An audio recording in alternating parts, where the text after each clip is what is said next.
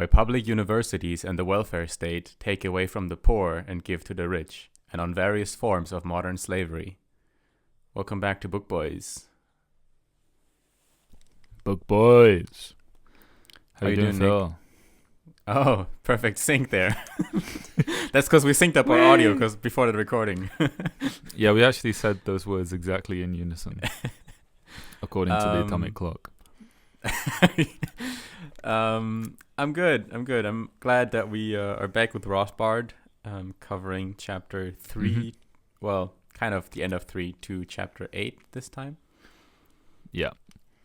So, to give you guys a kind of refresher on where we were last time, we chapter 1, 2, 3, they kind of outline a lot of the fundamental ideas in libertarianism, namely the idea of natural rights and property rights, and a kind of taste of all the various ways in which the government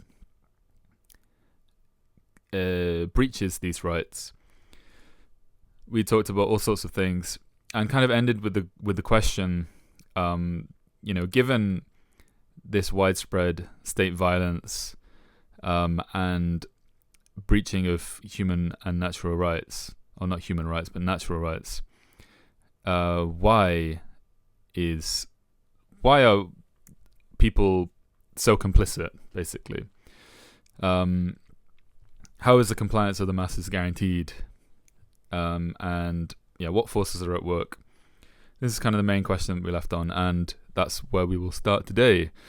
But we'll also be going later on into some of the, basically just the ways that libertarianism functions and the ways that it can answer societal problems, and all manner of doubts that any listener or anyone who has given libertarianism a fleeting thought would have about the philosophy. Okay. Well, yeah, I think the compliance question, why do people comply with state edicts? We talked, I think, already about a lot of the economics, about, taxation and how, you can't even really choose that you're getting taxed in most cases, right? But we haven't talked about the military aspect as much, right? And so that will be, I think, the focus now. Well, the kind of Rothbard puts in quite simple terms in the book that the answer to this compliance question is the intellectual class, and he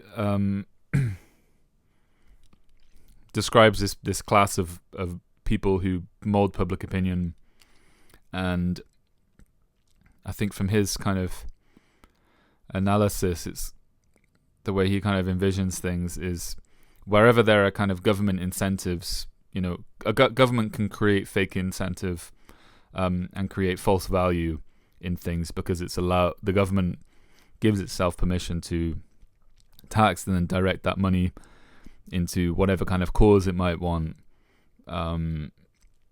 This could be something as trivial as the kind of backlash against saturated fats a couple decades ago, that these sorts of things bleed into public opinion and slowly kind of edge the course of thinking into one direction.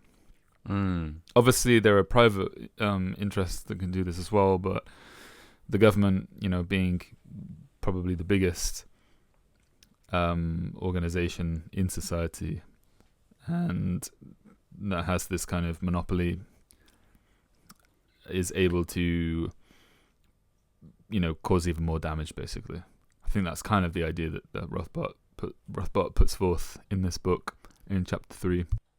Right. So I mean the central question, I guess, for the outside listener now would be like, why would intellectuals behave in a way which benefits the state but quote unquote deceives the public, well, like what do intellectuals get out of it, and why wouldn't they move to the private sector? Well, I think one of the answers to that is that there is either no private sector, or there are so many benefits to be gained from the public sector, from doing these things for the government, that it doesn't really there's either no competition, or it's just not in people's interest. I think about like the BBC, for example. I think a lot about this, actually, just like what the libertarian like analysis of film production or television production, and how BBC in the UK is like obviously the central kind of media company, and has been for decades, and the benefits that they have because of that. They have access to this inconceivably large archive of footage, for example, or they have access to all this music that can be licensed, that you'd have to pay a shitload of money for otherwise. They attract the best talent because they have access to these resources as well. So there's this kind of like, and then you get to this point where there are endless waves of people competing for the smallest jobs, and only when you have like these monopoly things, like you don't have an infinite budget, but you kind of do. You don't have to worry about stockholders, shareholders. You don't have to worry about collecting money because it's done through the TV license. So if you're a person who wants to work for BBC, then and gain all the benefits of that for your personal career, you want to be working on the best sets, you want to be around the best people, you're going to have to deal with whatever rules they set, and you're going to have to produce whatever they are aiming to produce. And for the BBC, obviously, then the BBC aren't going to be producing anything that's so anti-government. I don't think you would ever hear any serious critique of what taxation is by the BBC itself, because it's a state organization. Yeah, and this even applies to the American model, which we have already touched on a little bit in the last episode. But, we often hear, oh, but TV is private, right? You have Fox News and you have CNN and you have all these channels, and that's the free market, right? If it's shit, then it's the market that sucks. Well, it's not really the free market, because the government has monopolized all the airwaves, and they lend out, or not they lend, they sell, or they give out these licenses to certain channels, right? Like you get the license to be on this airwave, and now you can broadcast on this signal, and this is your channel now. But the government is obviously very selective in who it gives these channels to, and once they're given to an established channel, they're not just going to take it away, right? So you have really, hampered competition, if competition at all. And this also severely, narrows the scope of acceptable discourse. I think it's lightened up a little bit now with just the words you can say. Like, in the 90s and 80s, it was still like, the FCC, the Federal Communications Committee, I think, is going to get on your ass every time you say ass or any other swear word on TV, right? That's why you wouldn't be allowed to say it. But yeah, so even though you can swear more on TV now, the fundamentals of the problem haven't changed. And really, if you want to see what a free media landscape looks like, well, it's internet, right? It's YouTube, it's podcasting, it's all that. Yeah, you're absolutely right. An additional point on what you were saying about, people, this private media TV landscape in America. All you have to do, is it any coincidence that like Fox News and CNN transplant almost perfectly onto the only two political parties? Like, is that like just a coincidence? Yeah. Which do you think comes first? Do you think it's the TV shows that come first, or the political parties that come first? And then obviously, you look at a platform like YouTube or Spotify, and all this like multitude of different opinions and different ideologies, and over time they're allowed to grow and interact, and people fall out with each other through their ideas. All you have to do, just look at, like, obviously this is a broader kind of just political issue anyway, but like Israel and Palestine, how that is just torn apart all these different factions, and everything is competing for attention, and you just don't really see that to the same extent with these bigger organizations. They're still trying to deal with these political changes and these these huge ideological, how do I say, schisms that develop with things like Israel and Palestine, but they kind of deal with them in a very different way. Like, they're about retaining, some kind of, they're trying to stick with the parties, I guess is probably the best way of saying it. Yeah, it's actually the perfect example, because as you said, they're aligned with the parties, and you see things like Tucker Carlson leaving Fox News, right? Because there just wasn't any, nowhere on the established TV channels was there a platform for the pro-Palestine right-wing view. There just wasn't, right? And I think this is a Michael Malice quote, or maybe he's quoting it from someone, but at the time of the Iraq War, the acceptable public opinion on TV was, do you want to bomb the shit out of Iraq or the fuck out of Iraq? So it reminds me of that. This is exactly like that, the Venezuelan drug boat thing that we talked about last time. Right, it's like the discussion being had is whether they should have bombed the boat once, or whether they should have bombed the boat once and then come back and bombed all the people who were just drowning in the water, which is what happened, right? So it's like maybe we just don't bomb the boat. Yeah. No, this is a huge problem, and with things like the BBC or the German TV station where there's only one national network, we're told, they're more objective and they give both sides, and that's true to some extent. But one problem you have with that is that you don't really get the true strongest argument for either case, right? At least if you have both sides kind of arguing their strongest, you have a kind of dialectic going on. Whereas if you just average everything out, you just end up with people who are indifferent, right? To everything has good positives and negatives, and there is no true opinion kind of thing. And the other is just the selection of what you actually talk about is huge, right? Like, I'm sure if there was another TV station, another like big news station, which I guess we have like foreign news, but those are also all like other foreign government established channels. But I think that some of the biggest news, for example, that even if you pay tax, if you have a TV or not in Germany, you have to pay I think it's like 50 euro-ish every 3 months for the public broadcasting service. And so that's not even in any tax, that's like an extra tax. And how, of course, the TV station wouldn't report about that, people read it, because this is not a popular issue. Like, everyone hates it, almost everyone hates it.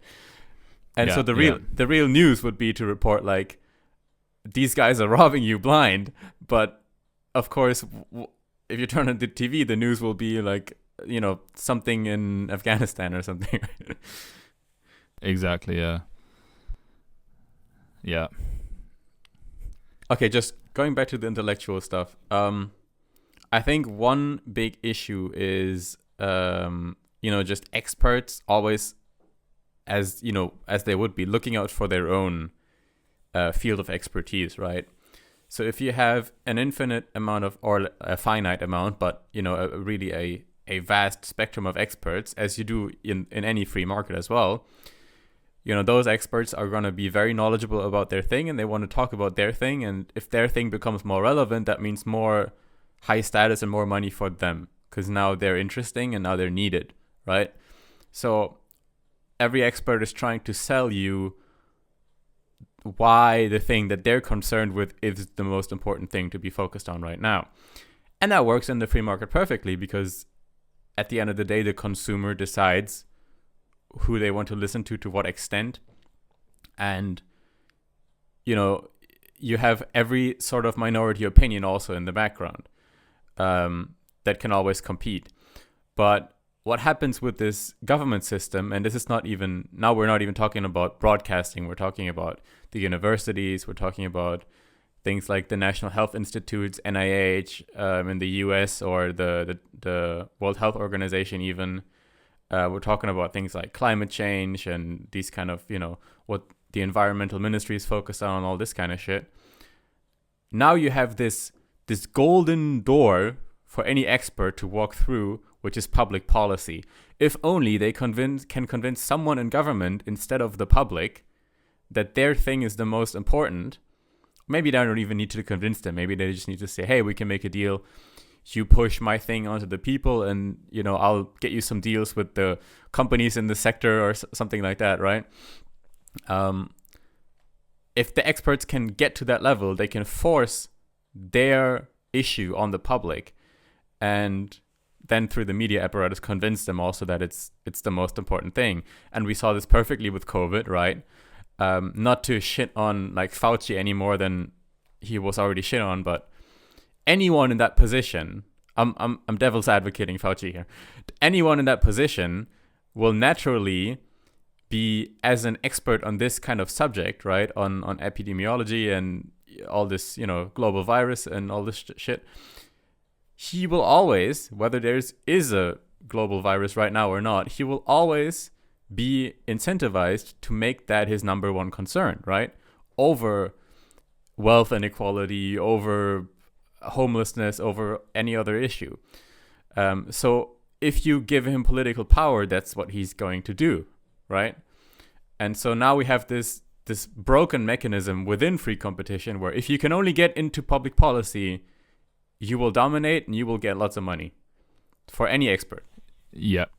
And this is also, we're not only talking about, so that the COVID example is good because, like you say, it's, you could have you could have all these different people within just the field of like virology vying and trying to convince policymakers to do a specific thing.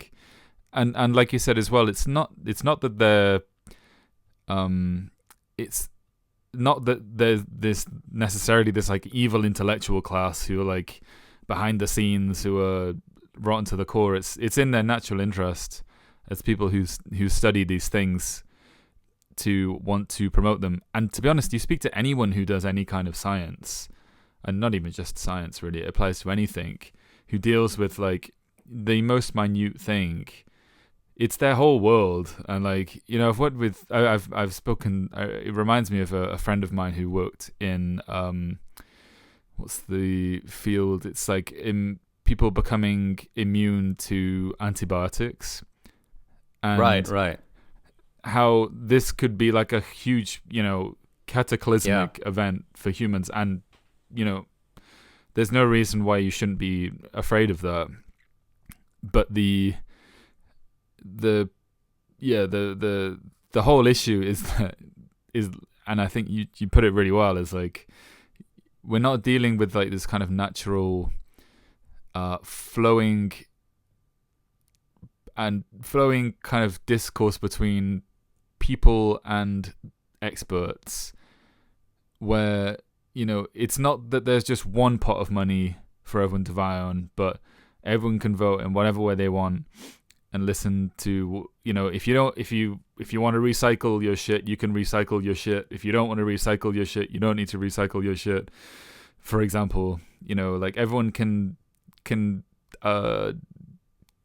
go the direction that they want to. But yeah, they're forced to, because this apparatus exists, this government apparatus exists, to play this game. And on top of that, it's not even just, it's also a question of, if we divert resources into this, then you're taking resources away from other people, or maybe you're printing money and this is creating inflation, or you're giving money out to people, which is further taxation and stuff, and you could even calculate on those in that direction as well, and but you're all kind of competing for the same golden goose. If I was to put myself in the position of, the thing with things like viruses or environmental, big environmental events and changes, what is so captivating about these and what's so I think sticky about these is that they are far more existential than than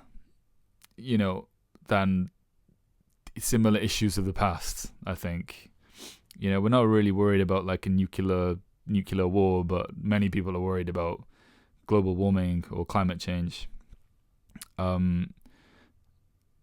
How do you think that a lot of people see these things and they think the only way to deal with climate change is by having this like all-encompassing government solution which enforces this thing on other people, right? If I want to recycle because I think it's going to save the planet, but none of my neighbors want to recycle, I'm going to be like, well, my world's going to go up in flames because my neighbors don't recycle, but we all need to recycle, Mm-hmm. Yeah. What do you think is the kind of libertarian or maybe Rothbardian response to this? Because I think this is probably something that is like a bit of a hurdle for people kind of wrestling with this idea, this philosophy. Okay, so the first thing I would say is that we have correctly identified that currently, I think, the public policy in the West has been mostly influenced by the climate change experts, right? They've convinced politicians that this is the thing we should be focusing on most. Like, this will take precedence over many other issues like poverty and such, right? And that this is where a lot of our money should go. Although there has been some pullback on this. I don't know if you saw the recent Bill Gates statement about. Yeah.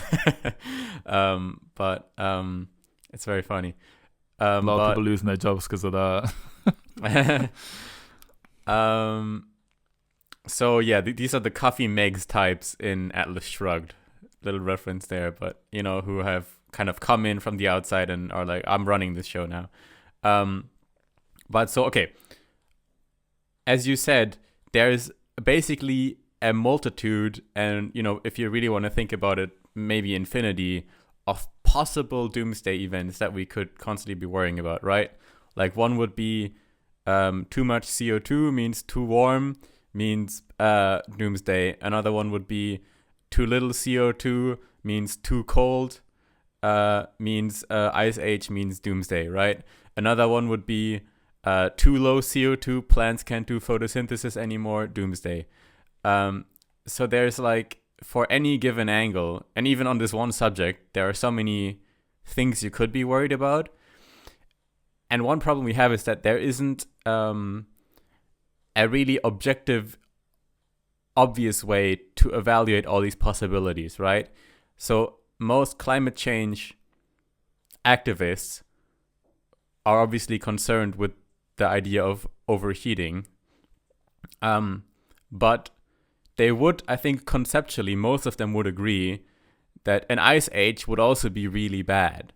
Or plants not being able to do photosynthesis anymore would also be really bad. So these aren't, it's not that, so yeah, right? It's just for some reason they've chosen that they care about this one thing more than these other things. And, they all have their valid reasons for that, but it's not a super like mathematical calculation, right? It's not like they say, I know for a fact that we have 80% probability of this overheating risk, and we only have 1% of the ice age risk, so that's why I chose the overheating. It's not really that much, it's not that informed of a decision. And yeah. And the same then applies to all the other competing doomsday events, right? Now we're talking about public funding again, because money is fungible. You can use money for anything. And so, like, why should I invest this money to prevent global warming instead of preventing nuclear holocaust, instead of preventing global pandemic, instead of preventing overfishing of the oceans, instead of preventing X, Y, and Z, right? And this again comes down to that some experts will get through the golden door of public policy, and then we all just do what they say. Some people have said that this might be solved by AI, because AI can calculate all these things at some point, or what is it, the new quantum computer thing, that they can calculate all these probabilities in real time and, to infinity and back.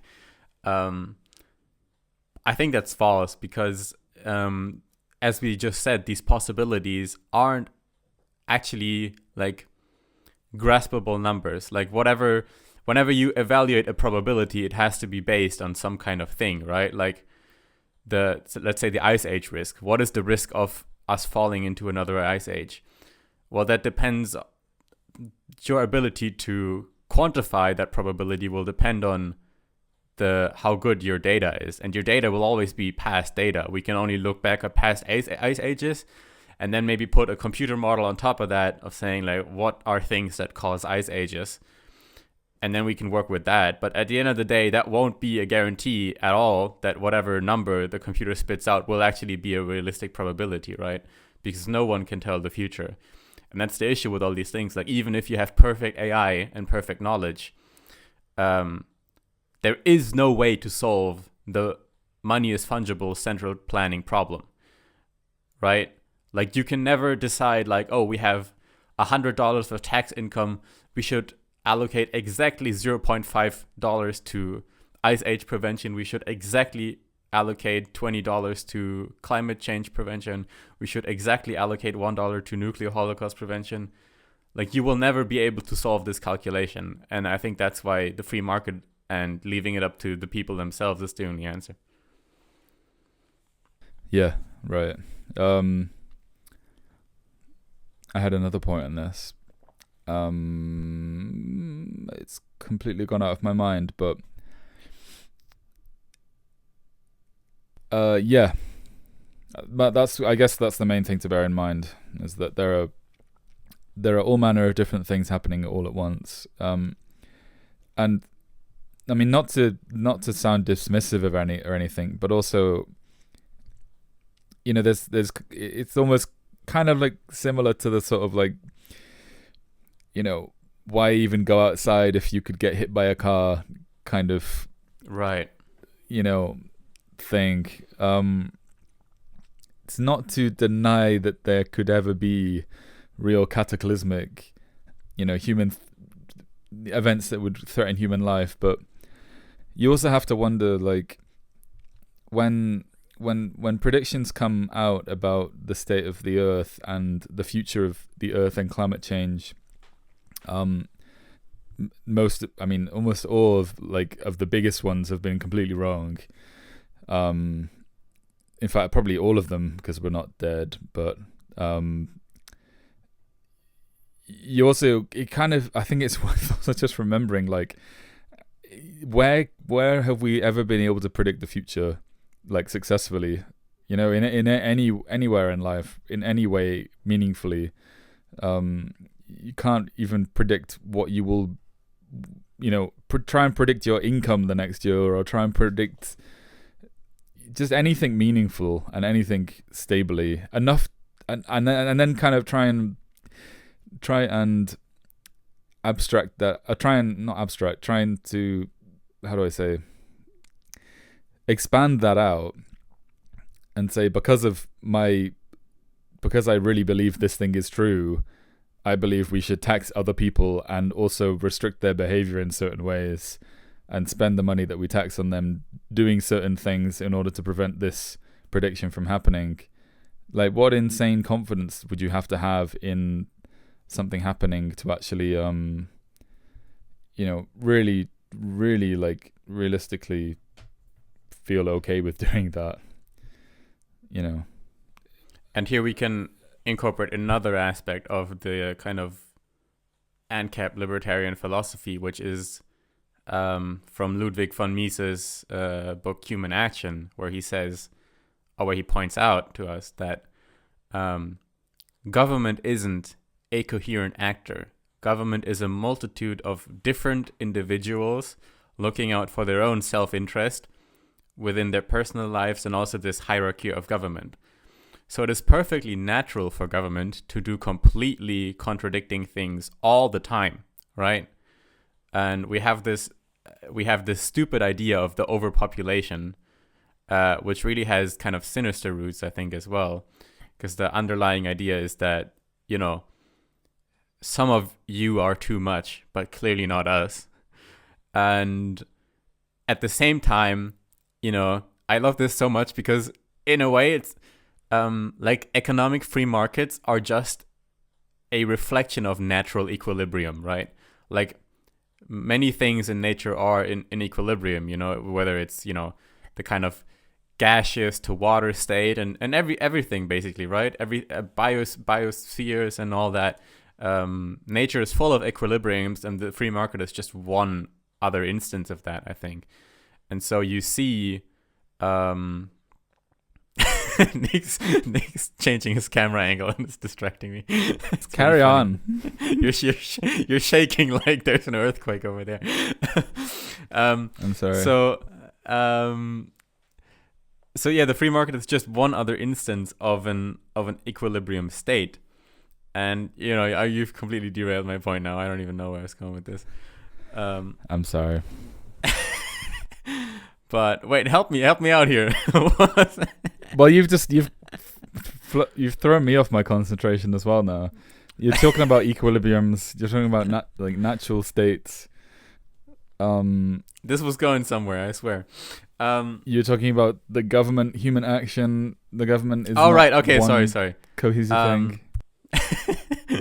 So, yeah, Ludwig von Mises tells us that it's perfectly natural for government to do completely contradictory things at the same time. And we have this stupid overpopulation idea. And now, because the free market is also just another equilibrium state, we actually find that as economies have become more wealthy and more technologically advanced, the birth rate has significantly gone down.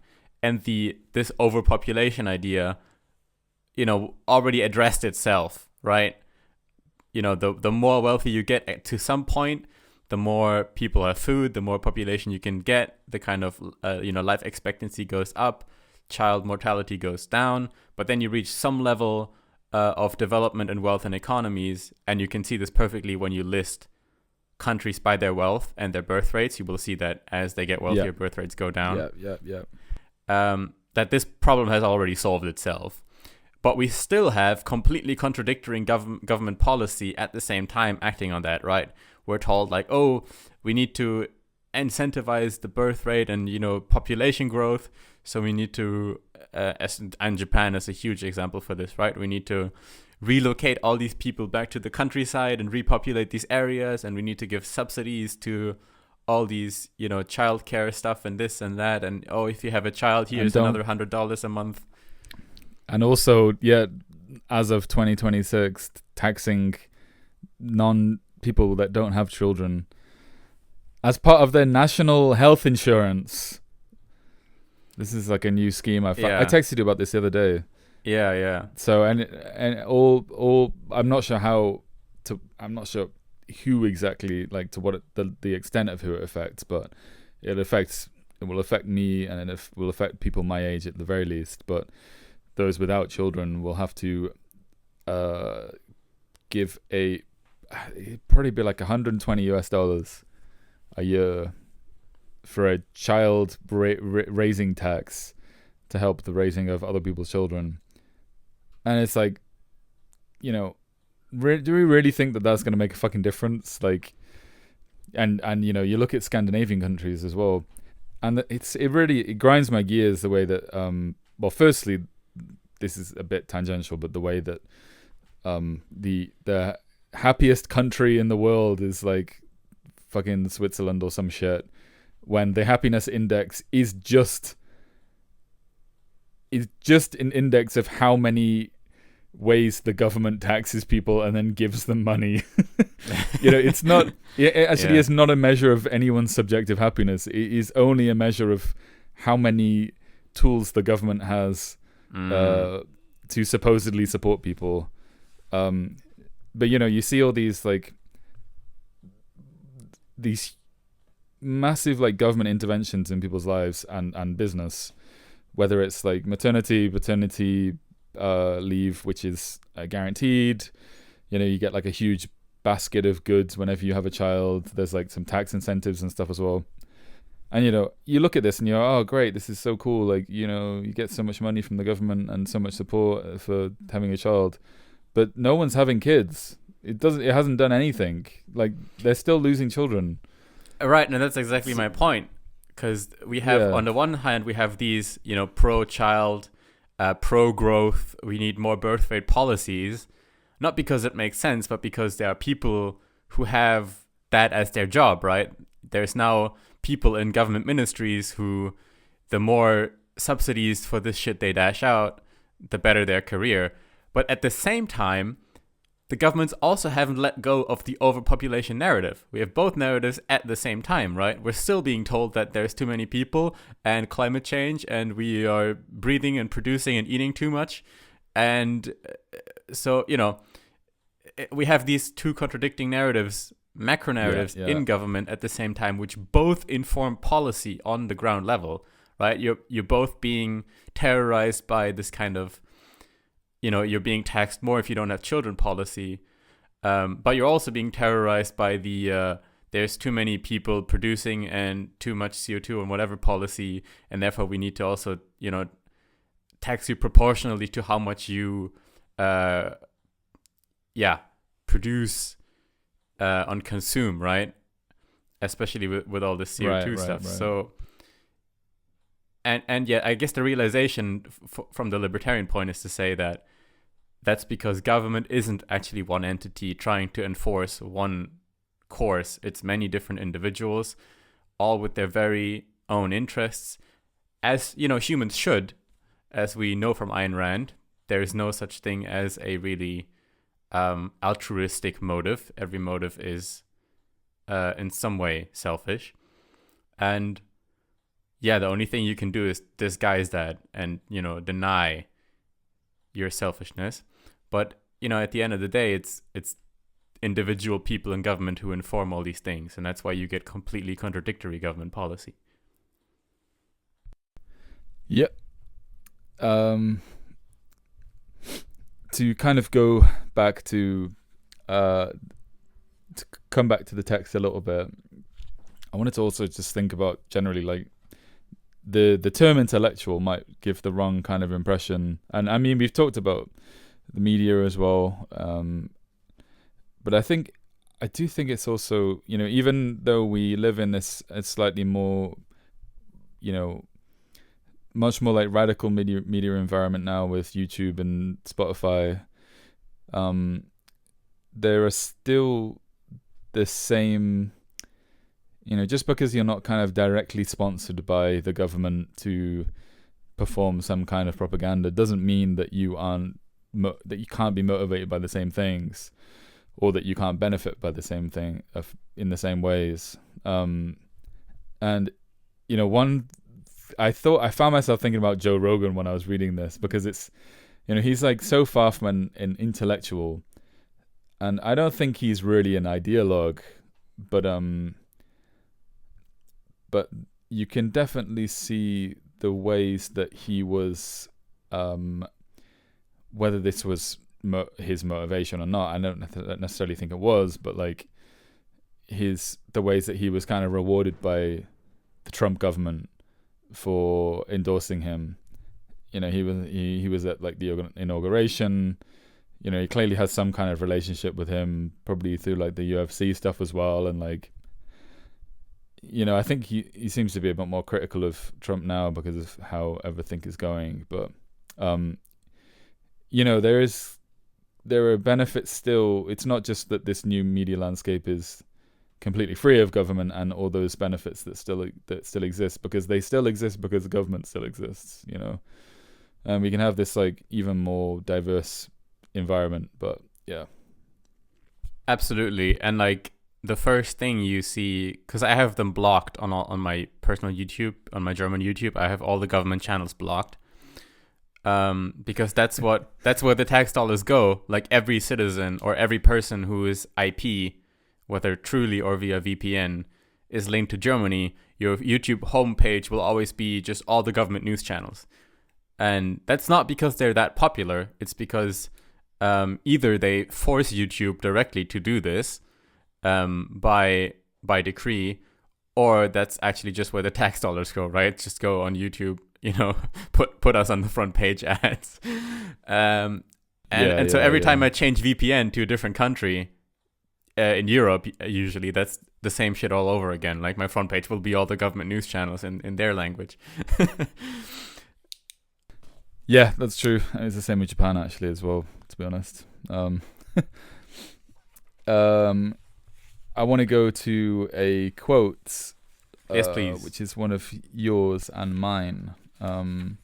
It's a double quote because we are best friends. Okay.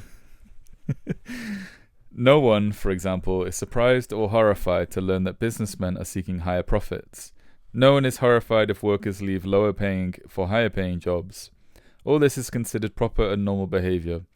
But if anyone should dare assert that politicians and bureaucrats are motivated by the desire to maximize their incomes, the hue and cry of conspiracy theorist or economic determinist spreads throughout the land. The general opinion, carefully cultivated, of course, by the state itself, is that men enter politics or government purely out of devoted concern for the common good and the public weal. What gives the gentlemen of the state apparatus this superior moral patina? I love this quote. Could you share a few words on this quote and why you chose it? Okay, so I actually picked this quote because I thought that in recent years, and probably because of the new media landscape, this actually isn't as true anymore. I think in Rothbard days, it was definitely true that, politicians were seen as these kind of, I will help you out, just lend me your voice and we'll do it together, and our politicians are great and politicians don't say nasty words on TV. And some of that has changed because Trump also. Politicians are they're kind of different class of people, They don't swear, they're always professional, and they're committed to the cause. And, the implication being that they're kind of altruistically motivated instead of just simply doing whatever it takes to advance their career and their finances, which obviously we accept for any other kind of worker. It would be ridiculous to say that if you're working at Amazon, that your highest interest is, increasing the shareholder value of Amazon, right? It's you just want to get your paycheck, and you'll do probably, whatever it takes within like reasonable boundaries to climb the career ladder. Now, today that's not true anymore. I think a lot of people accept as obvious that politicians are all lying motherfuckers who, are in it for the money. People talk a lot about the Nancy Pelosi kind of stock picks, and she's not even the worst one of them. But yeah, I think it's kind of accepted that politicians are all corrupt. At the same time, though, people still do the Atlas Shrugged blank out, where, they'll be like baffled at the way public policy is going, especially the kind of contradictory policy we just talked about, when what you just have to do is, do the next logical step of having recognized that politicians are motivated by their self-interest to advance their career and their personal finances, right? As soon as you just think based on that and think, oh, that's why we ended up with this policy, right? That makes sense. Like, as soon as you take that step, it will make more sense to you. But people are still not taking that step, I think. How about you?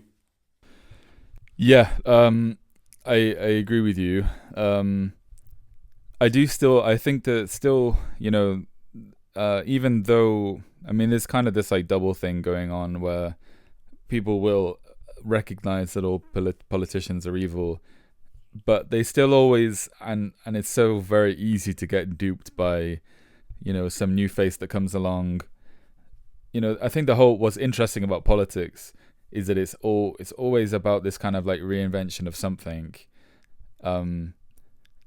It like inspires the quite like a creative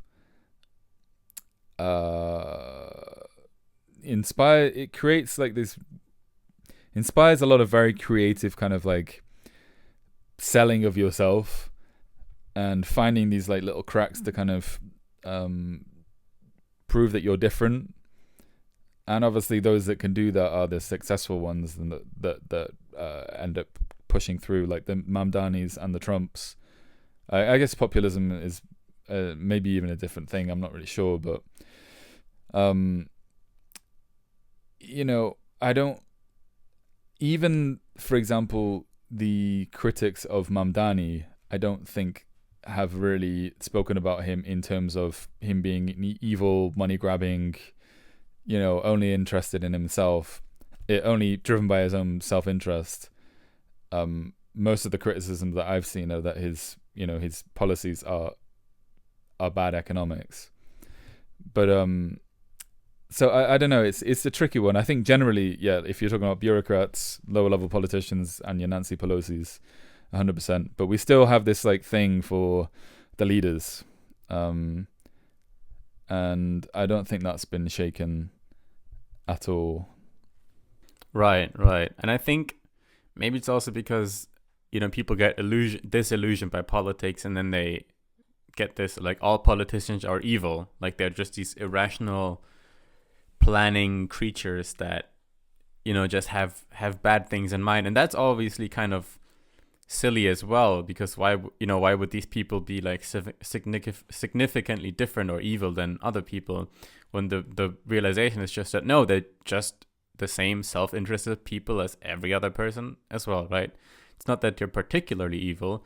They will just do whatever it takes to save their career and make them more money, just as you would in your job. Yeah. So, okay.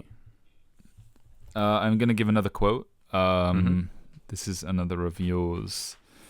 For example, a thief who presumed to justify his theft by saying that he was really helping his victims by his spending, thus giving retail trade a needed boost, would be hooted down without delay. But when this same theory is clothed in Keynesian mathematical equations and impressive references to the, quote, multiplier effect, carries far more conviction with a bamboozled public. This is a good one. Yeah, so this goes going back a little bit to the whole economics of it, and this idea of public spending getting us out of depressions or just being generally beneficial to the economy, right? We always hear like economic growth is not what it should be, and we need more spending and this and that. And yeah, I like that he addresses the multiplier effect. So for people who don't know, basically there is this guy called John Maynard Keynes or whatever, he's very influential. I think most of what is taught in universities today is basically based on his view of economics, and a central part of that is the multiplier effect. And the multiplier effect basically says that when government spends, or it doesn't even have to be government, and that's kind of my point, but the way it's used by these kind of public spending advocates would be to say that if the government injects, that's what they like to say, injects $100 into the economy, that will go into various things. Like, let's say, for example, it goes into a bridge project. We're building a bridge, a public work. Now all these workers who work for this construction company, they collectively have $100 more income, which they then will spend on other stuff, right? Because now they have more money. They will spend it on a nicer car or buy more food or whatever. So the money that government injected isn't $100 only. It's 1 point something, right? It's a And it goes over as time progresses. This will continue, right? Now the governments, they buy a nicer car. The workers buy a nicer car, and then the car guy has more money, and now the car guy has more money, and he will buy something, blah blah blah blah, and maybe he saves part of that income. Now that's part of the public savings, or well, just part of savings, right? So that is money that can be borrowed from entrepreneurs via banks. So that's investment. And it's just, this. And of course, all this is true. But the point is that the same shit would apply if you just didn't fucking tax this money from people, right? There's nothing that's magical about government spending. It's the same multiplier logic applies to every single dollar anywhere else in the economy. So maybe just don't fucking take it out of the economy to begin with and redirect it through public spending into some inefficient sphere, right? Maybe just leave it where it is and people will spend it more efficiently as they want to.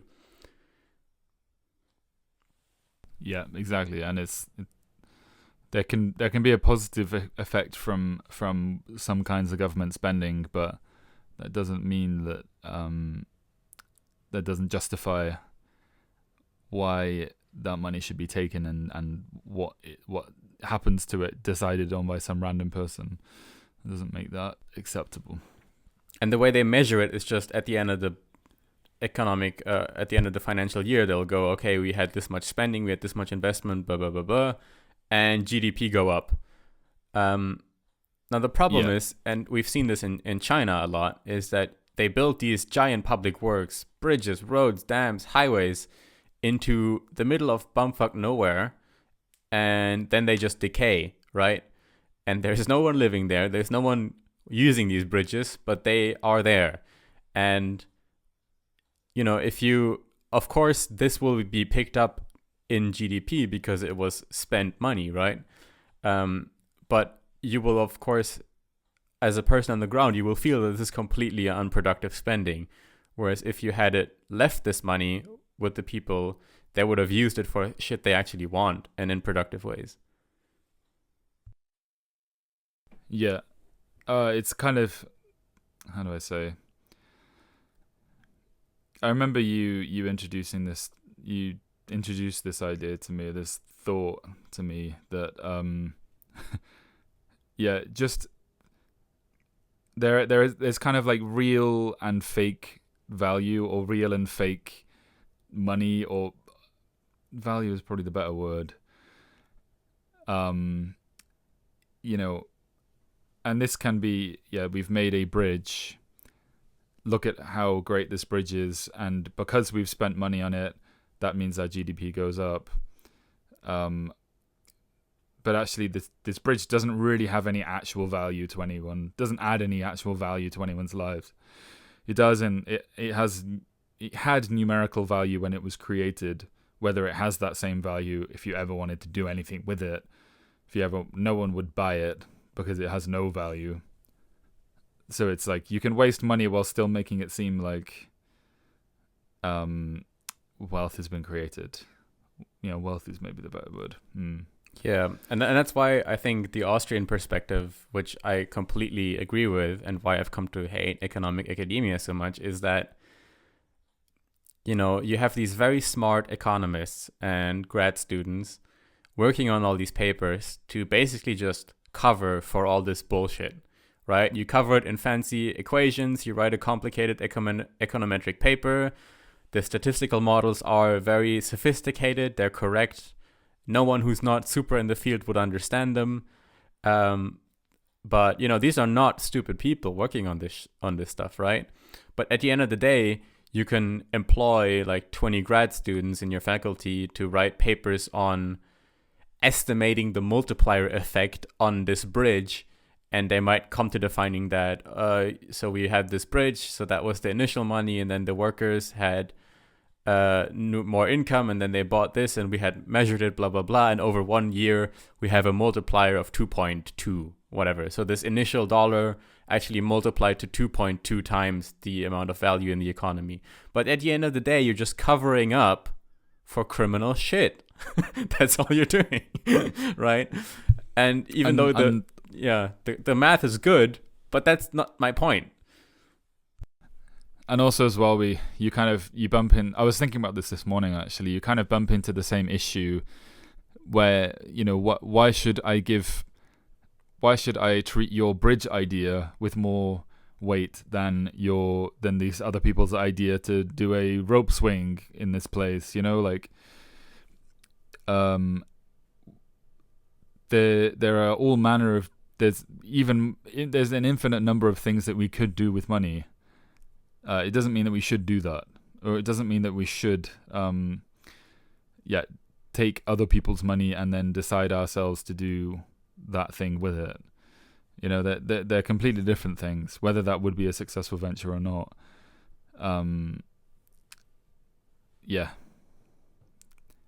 Let's there's another last quote point. here I wanted. Oh, go ahead. One last point on the multiplier. So when you get a bit deeper into this, you will discover something called the fiscal multiplier. So this is essentially on a kind of macroeconomic time series model. You know, how much it's been a while since I've done this, but how much $1 of public spending will benefit economic growth. And, you know, these models are often more sophisticated and will take kind of the counterfactual into account. You know, just by having a kind of time series data and saying like all other things equal, can we actually say that this multiplier is that this extra spending has increased economic growth? And once you dive into this fiscal multiplier literature a little bit, and what I found with my own model as well is that there's basically a consensus among economists doing this stuff that fiscal multipliers are usually negative, which is hilarious because they still call it multipliers. That's ridiculous. Yeah. and fiscal negative multiplier. Yeah. And then you'll read this whole paper and it'll be like, oh, we found a fiscal multiplier of like whatever minus 0.1 or something.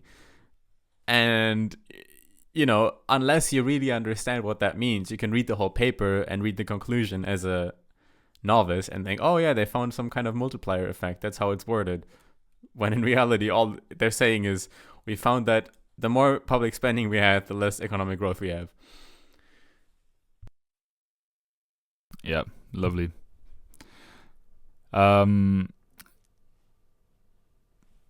Okay. Where are we? In the quote heaven. Yes. There was a quote. It's in the intellectuals chapter, but it's not particularly related to intellectuals, but I thought it would be good discussion. Let's have it. It's a quote from Professor Black, Professor Charles Black. He says, almost everybody living under a government of limited powers must sooner or later be subjected to some governmental action which as a matter of private opinion he regards as outside the power of government or positively forbidden to government. A man is drafted, though he finds nothing in the Constitution about being drafted. A farmer is told how much wheat he can raise, he believes, and he discovers that some respectable lawyers believe with him that the government has no more right to tell him how much wheat he can grow than it has to tell his daughter whom she can marry. A man goes to the federal penitentiary for saying what he wants to, and he paces his cell reciting, Congress shall make no laws abridging the freedom of speech. A businessman is told what he can ask and must ask for buttermilk. This quote I found made me very angry and very upset. You know, the pain of inviting in the new year and learning that I have to spend part of my tax money supporting children that I will never meet. Well, it's up to you on what list you want to be on, Nick. Whether you want to meet the children. As part of my quote health insurance, no less. You know, this kind of like twist of the knife that they don't even have the, you know, come up with any possible means of taxing further. You know, we kind of talked about this yesterday, last time privately, before recording. You know, there are all these different situations you can find yourself in your life where the government is suddenly at your doorstep and they can suddenly just do whatever they want with your life, and there's pretty much nothing you can do about it. You're in a kind of trial situation, as in Kafka's trial situation. And the whole point is that, like, yeah, we might have all these quote fail safes. We might have a constitution. We might have these separated branches of government or these checks and balances. We might have we might even have an independent press. But when it comes to the crunch, and when it really, really matters, like, the government can just do basically whatever it wants, because how can you go against it, in a meaningful way? Yeah.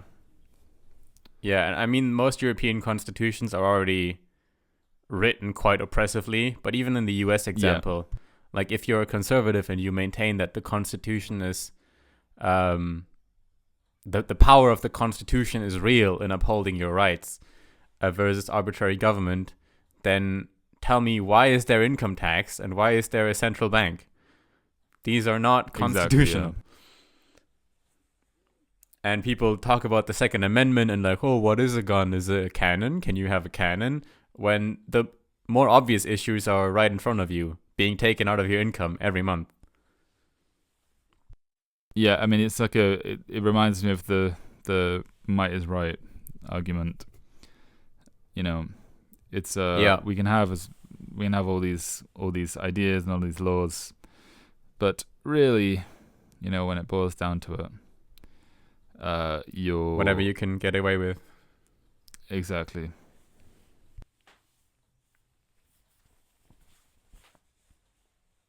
Okay.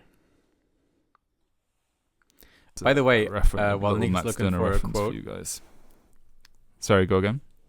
I was gonna say, while you were looking for a quote on the intellectual issue, I really recommend the book "Intellectuals and Society" by Thomas Sowell, where he discusses this whole point in much more detail with very, very good examples.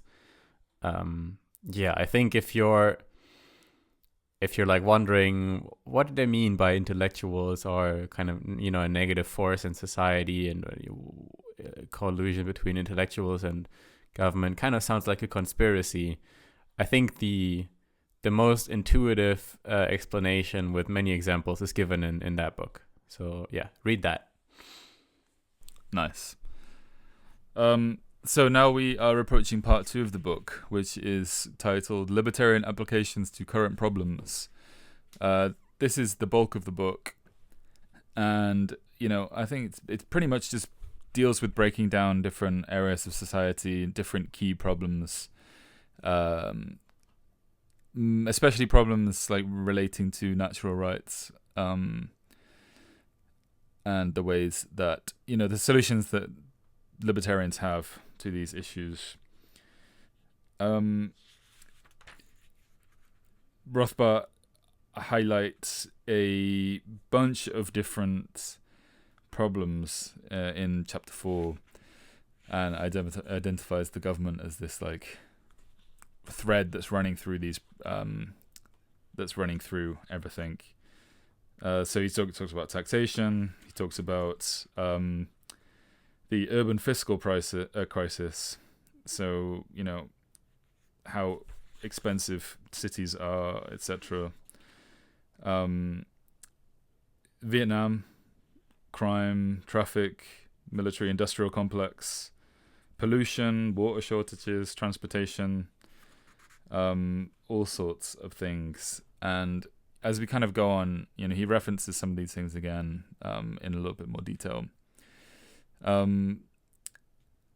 So yeah, where shall we begin? We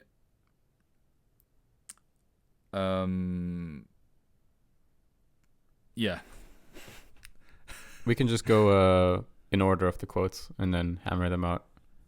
Yes, that would make sense. I will go with one of your quotes first. I don't know what section this is in because you haven't given me the section. Just throw them in. But we'll go with it anyway. At first, the conquering tribe killed and looted the victims and rode on. Actually, no, this is from last. We'll ignore that, I think. Oh no, it's all breaking down. Section. No! Bear with us! I'll read it anyway. At first, the conquering tribe killed and looted the victims and rode on. But at some time, the conquerors decided that it would be more profitable to settle down among the conquered peasantry and rule and loot them on a permanent and systematic basis. The periodic tribute exacted from the conquered subject eventually came to be called taxation. Yeah, I mean, we have talked about this a lot already, but, I think this is a kind of historic and good understanding of taxation to just, think about how did it come about, and, that will help you decide whether it's moral or not. Because at the end of the day, that's really what it is. It's just, literally criminal fucking plunderers decided this is more efficient. End of story.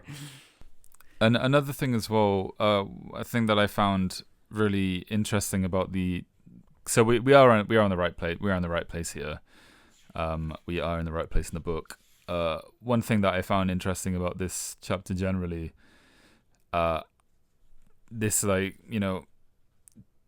Rothbard very clearly explains this is where taxation came from. But he also reminds us, back when this book was written in the 70s, there was a, quote, flourishing tax rebel movement.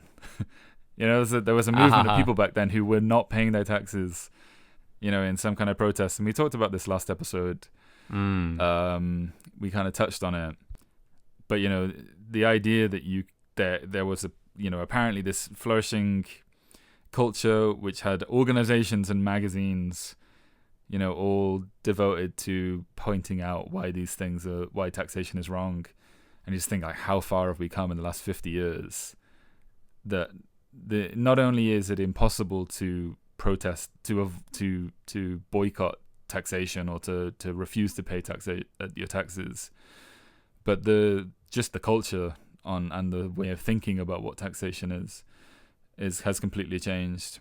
And for a country as free market and free, support of a free markets as the States, it is so funny. Well, it's not funny at all, but it is weird that this kind of discussion doesn't really take the same center stage maybe back then it wasn't central, but there's so much less room for it to flourish in the same way.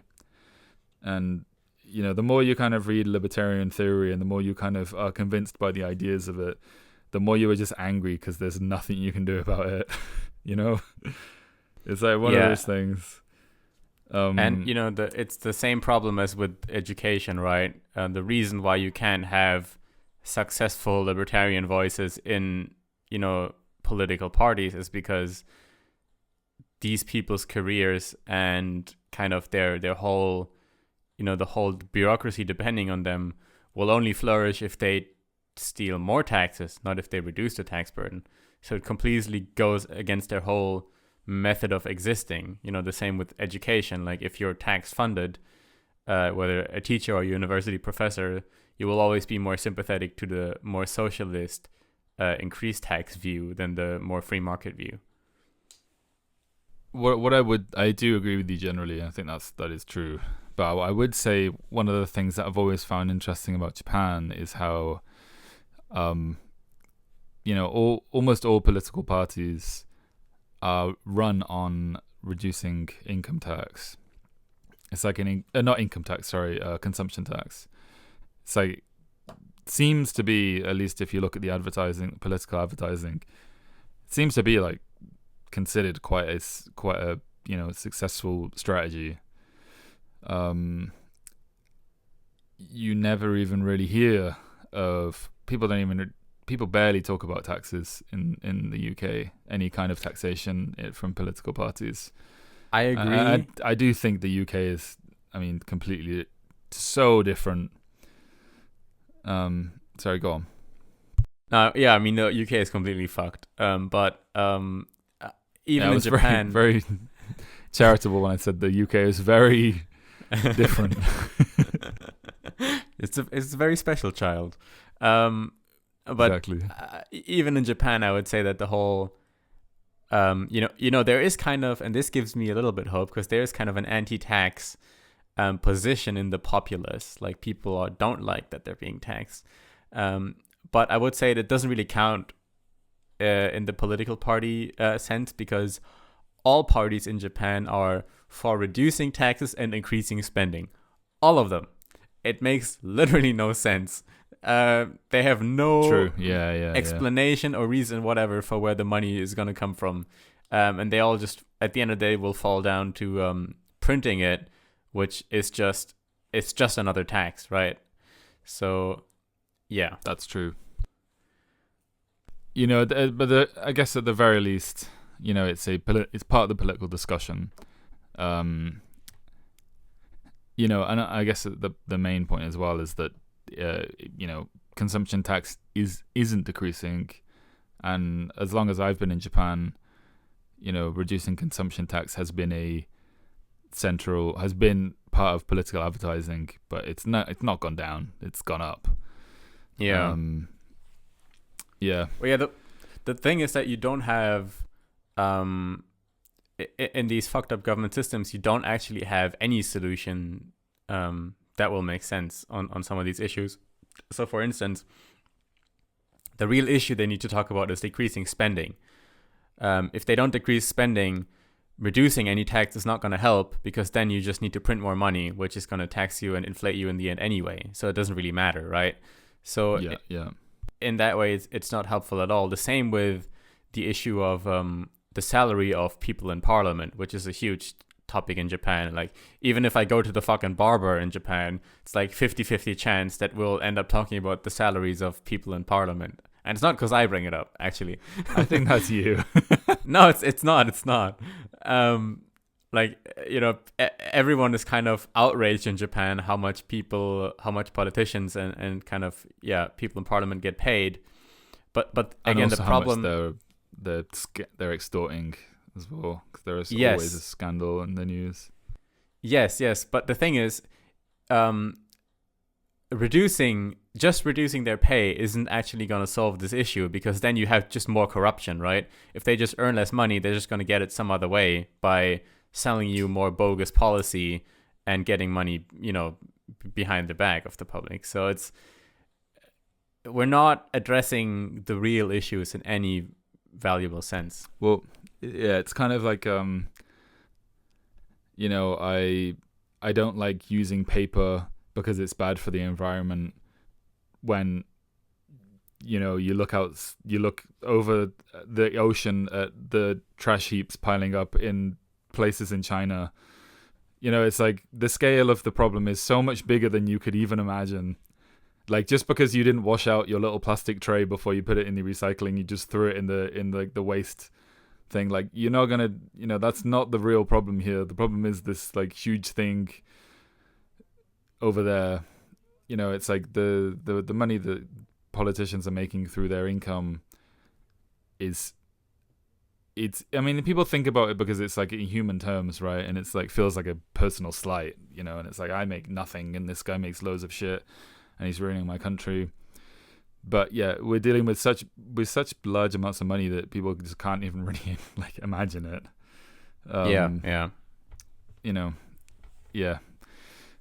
So talking about solutions, Rothbard, and we've kind of already gone through this, but there's a quote here. He kind of criticizes this guy called John Kenneth Galbraith, who recognized that the government sector was the focus of our social failure, but drew instead the odd lesson that therefore still more funds and resources must be diverted from the private to the public sector. And this is like everyone's solution to everything, and I remember our time in university as well, where we wouldn't necessarily be it could be an economic problem, it could be a social problem, but it was always the government needs to do something. That was just kind of the it was just like common sense. And of course, we run into the same problem where it's like, when is enough enough? Like, if government spending is the solution, then why doesn't the government just take all the money and decide what to do with it? I learned recently that the NHS spending in the NHS is 43% of the UK government spending on goods and services. It's over £200 billion in like 2023 or something. And you're like, it's clearly not enough, because like people are like going private now because they just can't get treated, and there are all these questions about, if it's universal access, like how is it universal if you have to wait 4 months for a fucking small surgery, and it has to cost this much money? At what point is it too much money? At what point do you have to go, okay, £200 billion is quite a lot of money. Like, do we have to make that £300 billion in order for it to start working? Yeah, I mean, people always get duped by this immediate spending phenomenon.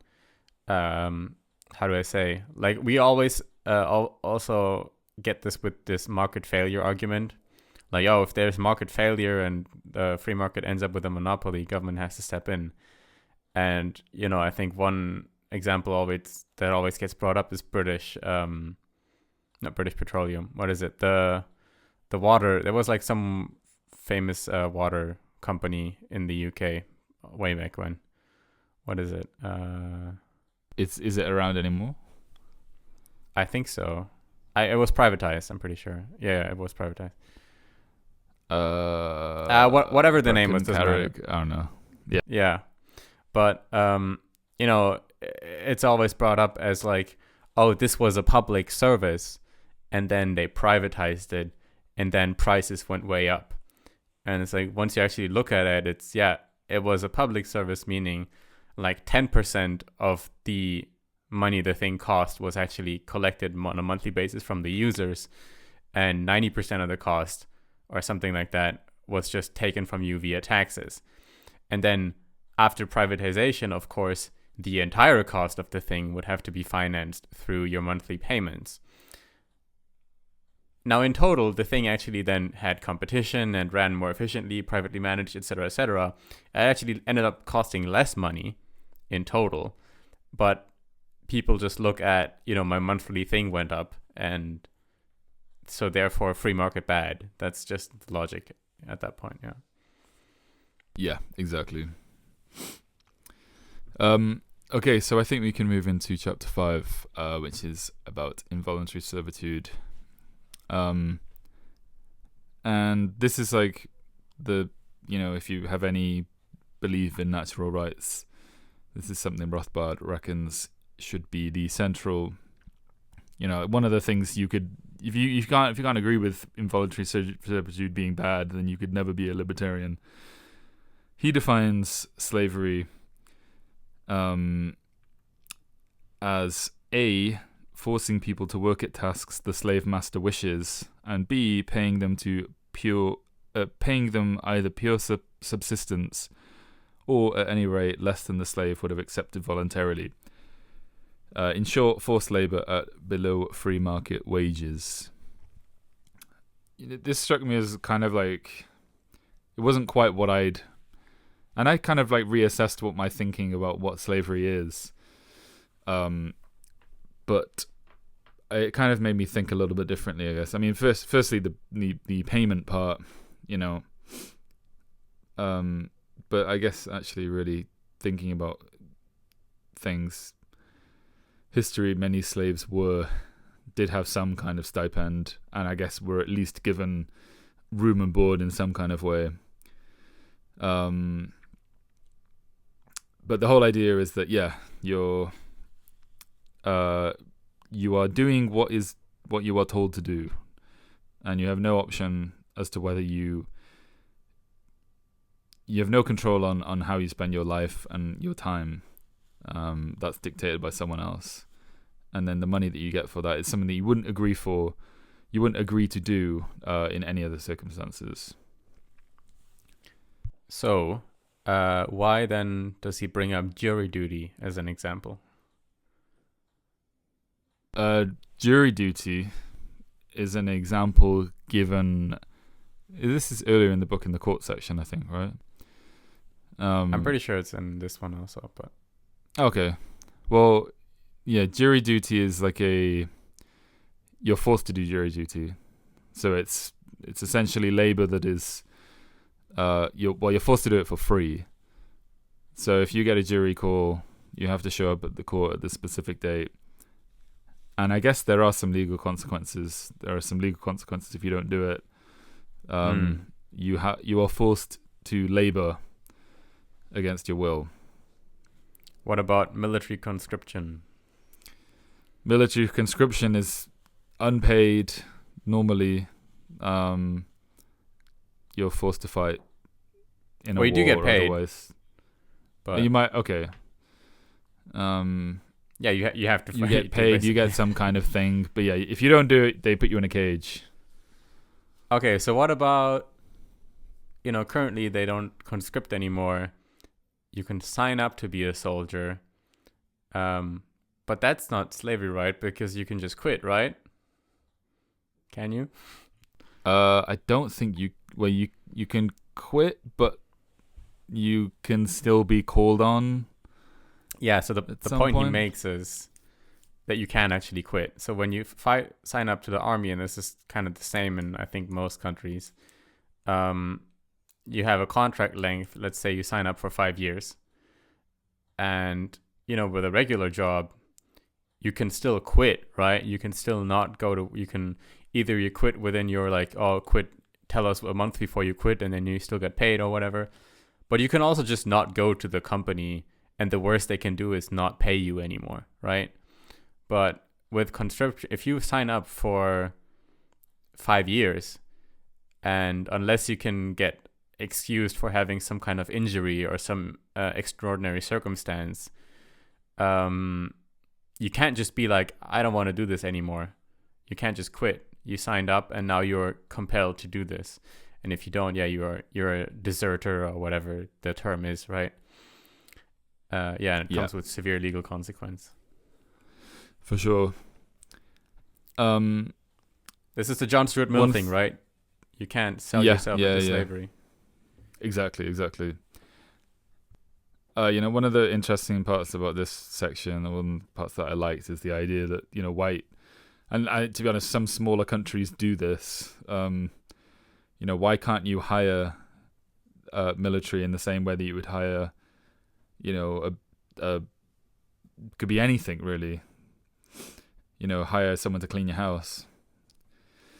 The government pays all sorts of people on market rates for all sorts of jobs, or what are close to market rates maybe. So why can't they do the same for soldiers? There's something extra pernicious about this, because now we're dealing with the idea of this myth of the state and this kind of collective idea of the state. This is kind of more of the conservative bent, I think, of socialism, which is being subservient to a state, to a nation, sorry. And you get duped into it usually as a teenager by having also already undertaken, over a decade of public education, compelled education, where you are indoctrinated into thinking that this is a great way to serve your country and this is very brave and blah, blah, blah. And if you don't know what to do with your life, you should do this. And then you'll travel do an excursion. The world, gain experience. Yeah. Yeah. You'll do an excursion with the class to the job fair, and there will be a big stand of the military, and they'll be, oh, this is kind of cool. And now all of a sudden you're finding yourself in a contract where you've sold yourself as a slave and you can't get out of it, basically. And worse yet as well, the government is able to offer benefits that no other, private organization could really give, like free higher education. So most people, I think, I'm sure like a large amount of people going into the military are doing it for those reasons. You go into the military for a couple of years, you fulfill your contract, and then you're done with it, and now you get free university. So if you're really poor, like that could be your ticket out of there. But it's only because the government has, can just do what it wants, that this is even really, this is so widely accessible. Okay. Go on. No, go ahead. I was just going to say, while you look for the next thing, some other examples of involuntary servitude are, of course, as we have talked about already, kind of just taxation, right? You work a certain amount of time out of the year, not for yourself, but for someone else. And there you can't do anything about it. We talked about juror duty. I think there was one more example he brought, but... Yeah.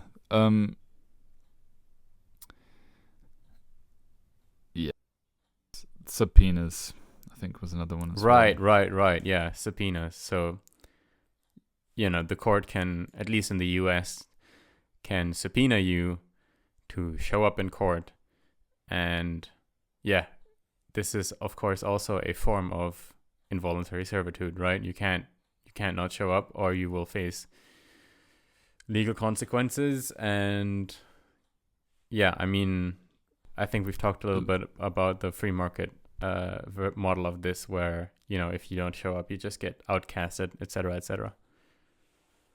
Yeah, exactly. And I think one of the reasons that this is pertinent as well is because it goes against the Constitution. I can't remember the exact clause, that you basically can't incriminate yourself, or that you shouldn't be compelled to incriminate yourself. Right. And so obviously, if you're forced by a subpoena to go to court, you are forced to go and argue your case. But obviously, yeah, like Rothbard states, if it is in your interest to go to court anyway, if there are actual proper systems in place, like you said, like this sort of exile system, or this identification system, which can bar you from certain services in like a libertarian vision of society, one vision of society at least. I'm not a constitutional scholar or American, but I think this is the whole thing with pleading the fifth, right? You always hear that, like, I'm pleading the fifth. It's because you can't. Yeah. You can't be forced to incriminate yourself, so you can choose to abstain from commenting, but you can't if you're subpoenaed. And the way this will often be used is like, if, let's say, like one client is suing another client, they have different lawyers, of course, and then someone like the CEO or someone behind the scenes or a coworker will get subpoenaed, who is not the actual person who is maybe in question of committing a crime. And so then you force or family members, for example, right? You can force coworkers, your boss, your brother, whatever, you can force them to testify against you in court. And if they don't, then they will be hit with the full force of the law, right? Yeah, exactly. Rothbard also kind of takes a step back, and he criticizes the whole system of courts generally and persecution by saying pretty much that, like, if you're going to go as far as persecuting someone else and deciding that they ought to give their property to someone else, if you for example involuntarily seize them and seize their property before launching a case against them, it is only fair that you, as the persecutor, be liable to the same criminal charges, or be liable to criminal charges in the same way as the person being prosecuted is. So, for example, if you find out that you it says, in fact, I can give you a quote here.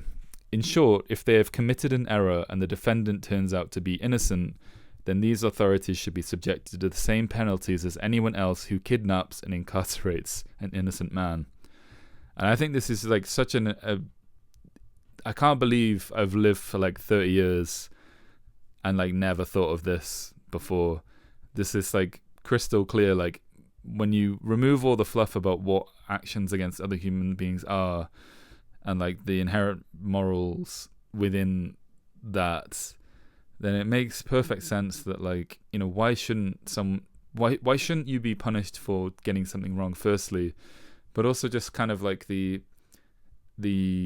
thinking that sets up in you. Like if I was like a cop or a judge, I'd be so much more fucking careful about what I did, you know, if I knew that I could be prosecuted because of my actions, you know. Like if I was actually personally liable for the thing that I did against someone, you know. So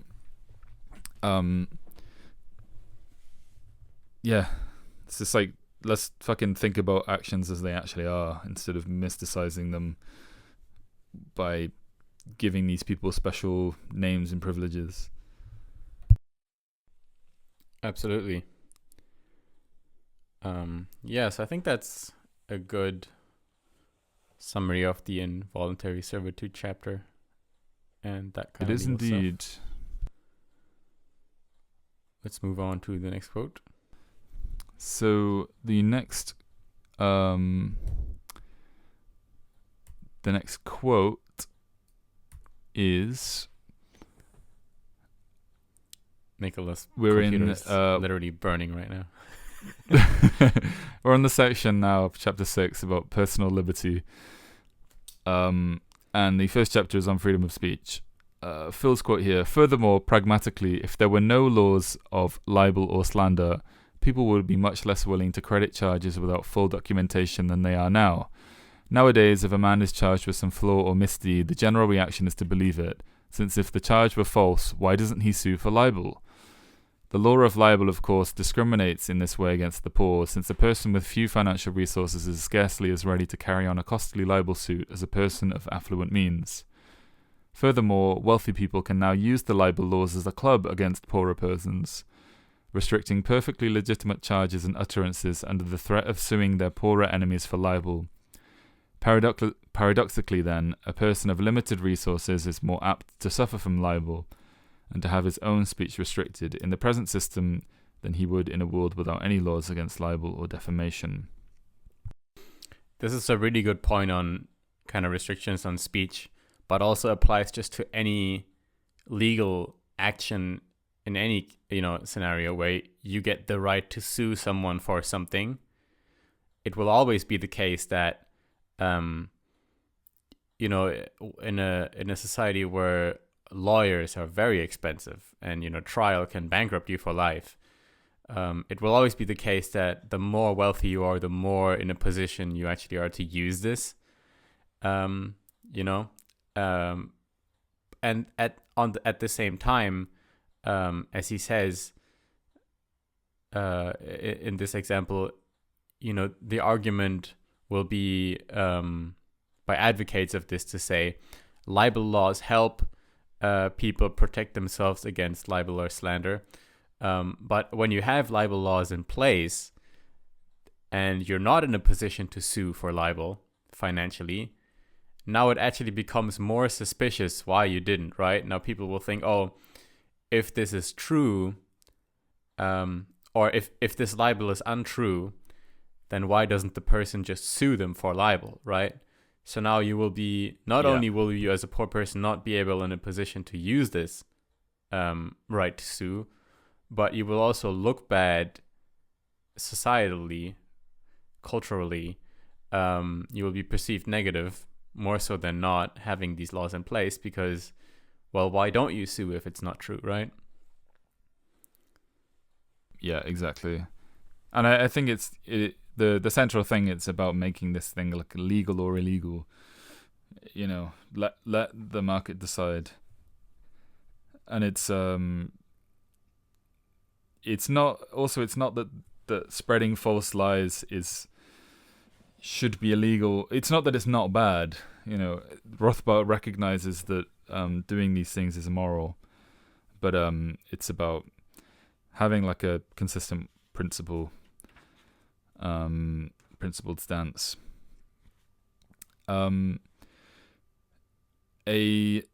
Another part of this freedom of speech section that I found interesting was talking about protests that take place on public property. And this actually will link into our discussion about radio and television. But one of the issues, about protests and civil unrest is that they tend to happen on public property. And, you have a problem, for example, if you have like Stop Oil Now people who are blocking the streets for people trying to like drive into work, for example, you're kind of forcing these two groups to go up against each other. And obviously there's the Just Stop Oil people, or Stop Oil Now, whatever they're called, are antagonistic on purpose. But for the people who are dealing with this conflict and problem of the people who are getting to work and the people protesting, they're faced with a decision, who do I support? And if it's the government, because everyone involved in this dispute, they're all taxpayers. Maybe they're not equal taxpayers, but they're all taxpayers. And they're all individual voters. They all have a single vote for themselves. Ideally, you would think like maybe they could resolve this somehow, but really, there's like there's no solution to this problem that the government can really give without fucking over one group of people. And this government is supposed to be supporting all. If this property were privately owned, it would be the decision of one person or a small group of people. And their decision on how they want that space to be used would be, completely you could respect it as their own decision. If someone was in your house and they decided they want to have a protest, you could just say no. Yeah. Or maybe you could say yes, but you have to pay me a little bit of money, or you have to give me some kind of security guarantee, that my place isn't going to get trashed. Once you kind of like just give that issue to someone else, it makes it so that the people that protest can probably find where they want to protest at the end of the day, and the people that want to go to work can probably find their way to work at the end of the day, and you don't have these like butting heads that you would in a system where no one actually really owns anything and no one actually is able to exercise responsibility over any space. Yep. And this ties back into this kind of infinite use of resource problem, right? Money is fungible, but so are places. And again, another issue where people will say, if we have AI mastermind, it will solve all this. But how can it possibly solve this when you can only give the use of one space to one person, right? Or one group. You can't use the same space for two different things at the same time. And now you can say, you can divide the space, but then all you do is you just have two separate spaces now, and you're using one space for one and one space for the other. You're not actually using the space for both things at the same time. Exactly, yeah. Even if you have an AI mastermind that computes all the, how many people are in this group and how many people are in this group, and they have so much money and they are more entitled, whatever, at the end of the day, it will have to give it to one specific group. And yeah, you can just avoid all that by just having people own their own shit. Exactly. He says, the very fact of government decision-making generates inevitable conflict over who shall and who shall not, among the taxpayers and citizens, use the governmental resource. It is only the universal fact of government ownership and the control of the streets that makes this problem insoluble and cloaks the true solution to it. The point is that whoever owns a resource will decide on how that resource is to be used. Simple. And I think, if you listen to any kind of libertarian convention, you will find, for example, that the sentiment is always very pro-guns and pro-drugs. Like, basically, you should be able to do any drugs you want, and you should be able to have guns as you want. Now, when people don't really think about this as deeply on the property rights level, we will find kind of contradictions here, even within libertarians. So, for example, a lot of libertarians, I think, would say that in a libertarian society, we want, you should be able to carry your gun on, at least in the American sphere, right? A lot of these kind of Texas Ranger guys would be like, you should be able to carry guns in public anywhere. But that's clearly not what an actual libertarian society would entail, right? What you would get in reality is whether you can carry guns in these currently public spaces, but then in the libertarian model, private spaces like roads, malls, parks, etc. Whether you can carry guns there or not will depend on how the massive consumer sentiment is, but even it's not even that, like, as soon as you reach 51% of consumer sentiment, like 51% of consumers want guns on the park and 49% don't, then it's just going to mean in the libertarian society you will have guns in the park. No, it's just going to tie into the profitability of the company, right? So if you have, for example, one public park, currently public, then private, where guns are everywhere, and you have one where there's no guns, I think you will find very soon that people with children, or, just people, the 49% who don't agree with having guns there, they're just not going to go to this one park. Whereas the people who do agree with it, they can go to, that's the doorbell ringing, they can go to both parks. And you will find that the park that cuts out 49% of the consumer base was going to be a lot less profitable. Now how is the park profitable? Because they have fucking ice cream stands, they're selling ice cream to you, and that's all considered, it's all part of the fucking park anyway. So yeah, it's not even that necessarily it's like a democratic thing, but it's just gonna, it's what will people actually tolerate living with, right? And so I think, speed limits, drugs, guns, it's not gonna, like, privatizing the economy completely doesn't mean that this is just gonna be everywhere, that there's gonna be no speed limit anywhere, that there's exactly. gonna be guns everywhere and everyone can do drugs everywhere. It's not, tell me a private mall right now where you can carry a gun and do drugs on the floor. Nowhere. Well, it's the same thing with, like, child pornography and stuff as well, or like child abuse, because there's like a, if there is no, like, stronger, how do I say, like, there's no stronger sentiment than, like, the idea of protecting children and the disgusting about children getting abused.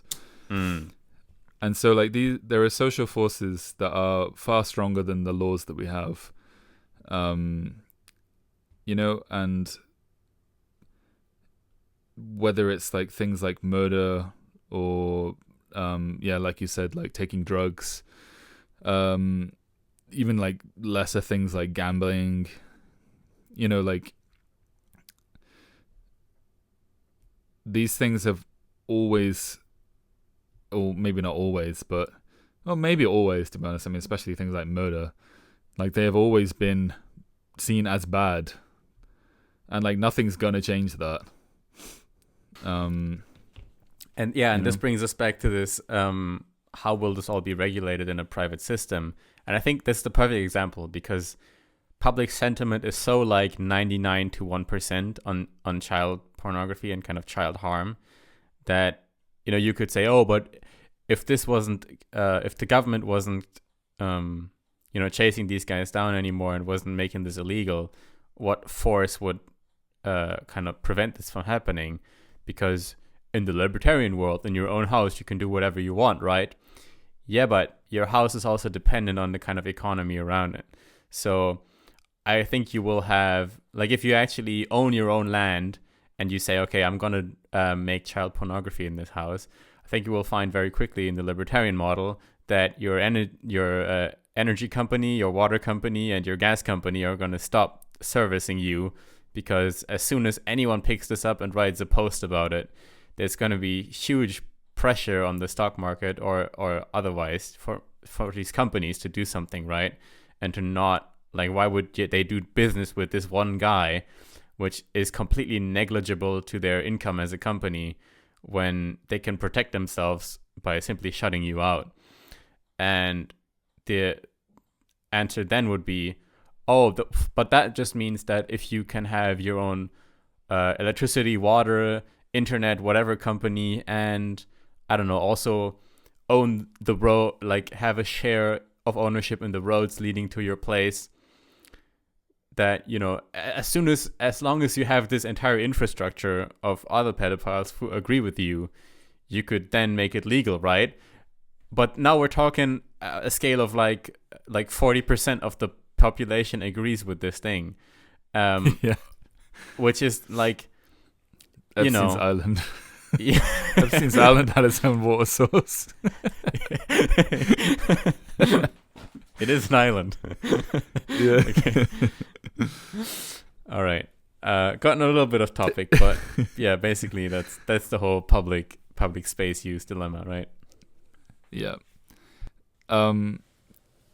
The next section, there's a similar thing to kind of what we talked about. The government is forced to choose when it's the property owner of things, and this is also very pertinent to the conversation of television and radio, at least television and radio in the 1970s.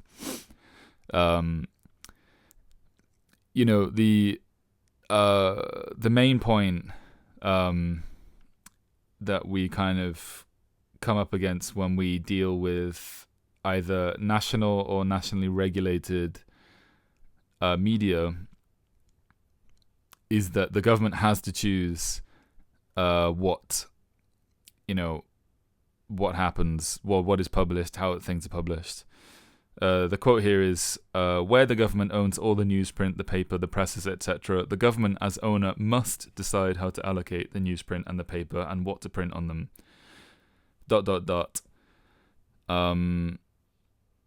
Why should a socialist government allow any considerable amount of its scarce resources to anti-socialists? The problem of genuine freedom of the press then becomes insoluble. That is, insoluble under, a national or like fully socialized media situation. I think this is like one of the best insights that I've like gotten from this book so far. There are of many, but like this like whole idea of like the government being a decision maker itself and like being bound into making its own decisions. It's not just that, there are definitely some people who have really insidious intentions, but who are interested in going into government for those reasons. But also, it's just by virtue of the fact that the government exists, is that it has to decide who gets and who doesn't get.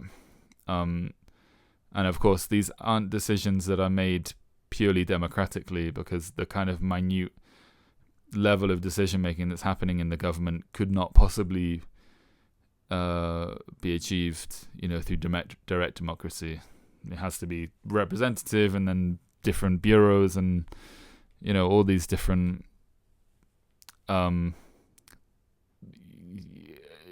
like unelected people in power. And but then we think about today, like the media environment today. You know, the fact that we're even talking about this on an internet outlet is testament to how much freer internet media is. You'd be very hard pressed to find anyone discussing Rothbard on TV. Yeah, I don't think that. Yeah. That's never gonna happen.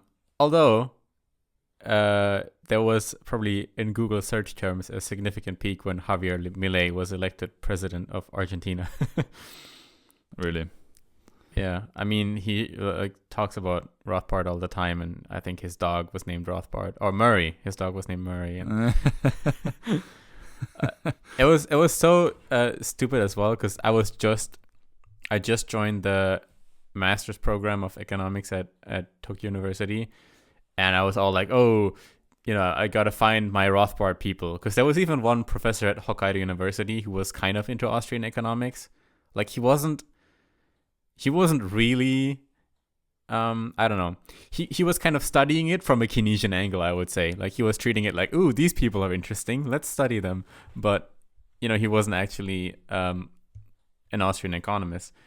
But then at Tokyo University, in the economics faculty, there was no one who even knew these people. I'm like going around, there was like a little dinner thing where you like can, you know, meet your new guidance professor, whatever.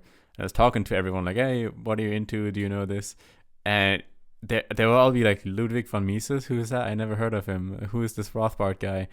And then one guy would be like, oh no, I saw this on the news, like this Argentinian new president. He said something about Rothbard, or he said something about Mises.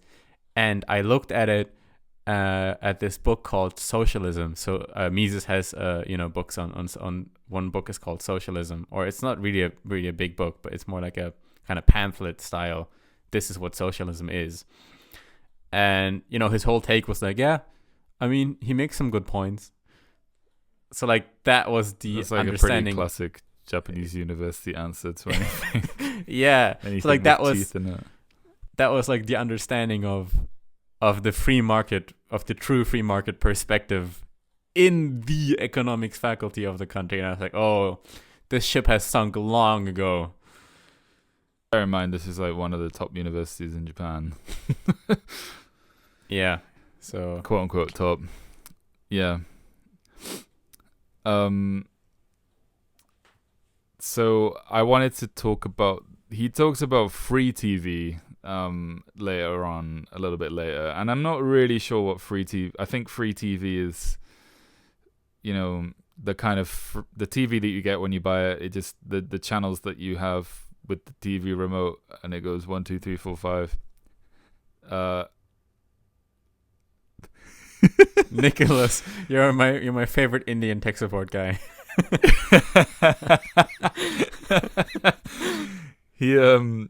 This is something that I think hasn't really played out the way that he thought it would. You know, he criticizes this free TV model, which is like, you know, it's paid for by advertising. And so his criticism is that because it's paid for by advertising, it's like it's television that's that is catered towards the like lowest common denominator. And so the TV shows are stupid, and the things that they're advertising are stupid, and it's all for chumps. I think this isn't free. This isn't true in today. At least it is true, but it's also not true. Like if you go into any kind of like, you know, advertising is the whole reason that YouTube works. It's the whole reason that Spotify is a subscription plus advertising. But you know, the breadth of information you can get from YouTube today, you can get some absolute, you know, there's so much absolute shite, but there is so much great stuff too, and stuff that's actually, you know, like we talked about, critical and really meaningful. No, I think that's his point though, because he's saying, I think he brings up then the magazines, and is like, in the magazine world where you don't have a government, you know, giving out these licenses and everything, you actually have very specialized magazines that interest almost no one, but the people who are into it love it, and they have very targeted ads. Like, for example, my dad would buy these, motorbike magazines back in the day, and they had like very specific, like, oh, they currently have this specific spare part that you can get if you call this number.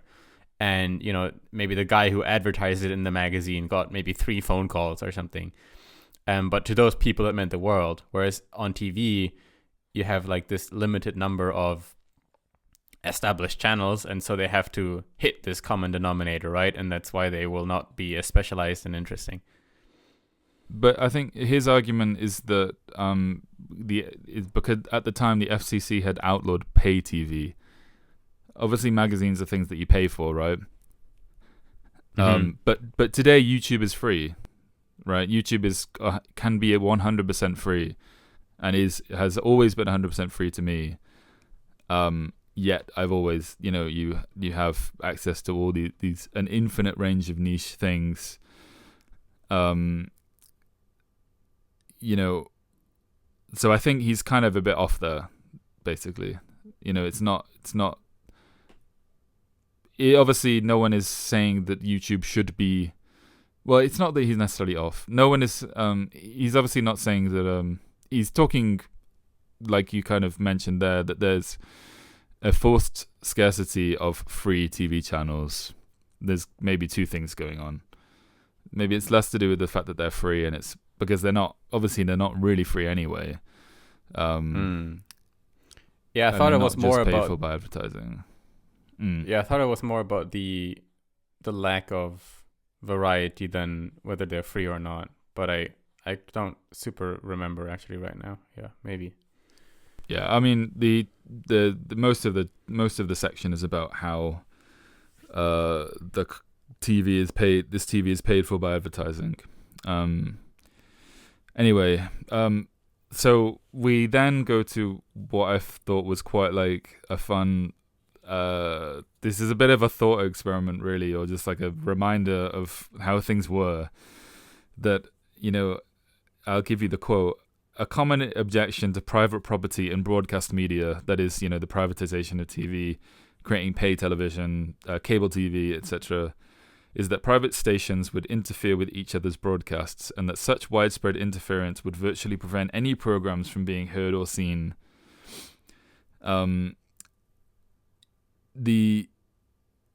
Back then, there was this technical problem, basically. People were worried that because there were a limited amount of frequencies, that TV channels would bleed over into each other, and there would even be kind of intentional fucking around with other people's channels, and that it couldn't possibly work.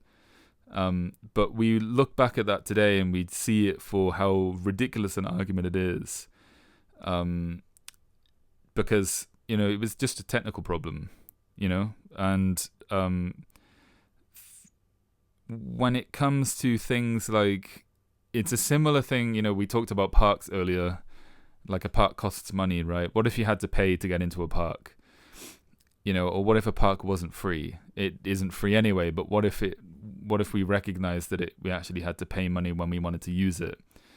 Some people would see that and be like, oh, I don't want to like, give like $5, like 500 yen every time I go into this park. It's just stupid. It doesn't make any sense. And why, I don't want that park to have like barriers. Like that just feels so like unnatural and not in the spirit of a park. But then, it's like, okay, so you don't want that. Maybe we have like, there are all manner of ways. And the point is that we don't really know how this could work. But there are all manner of ways which you could kind of innovate a system in which, like, whether it's like a membership that you pay for monthly that gives you access to all these kind of different basic city resources, or whether it's like a, something that tags your phone whenever you go through automatically.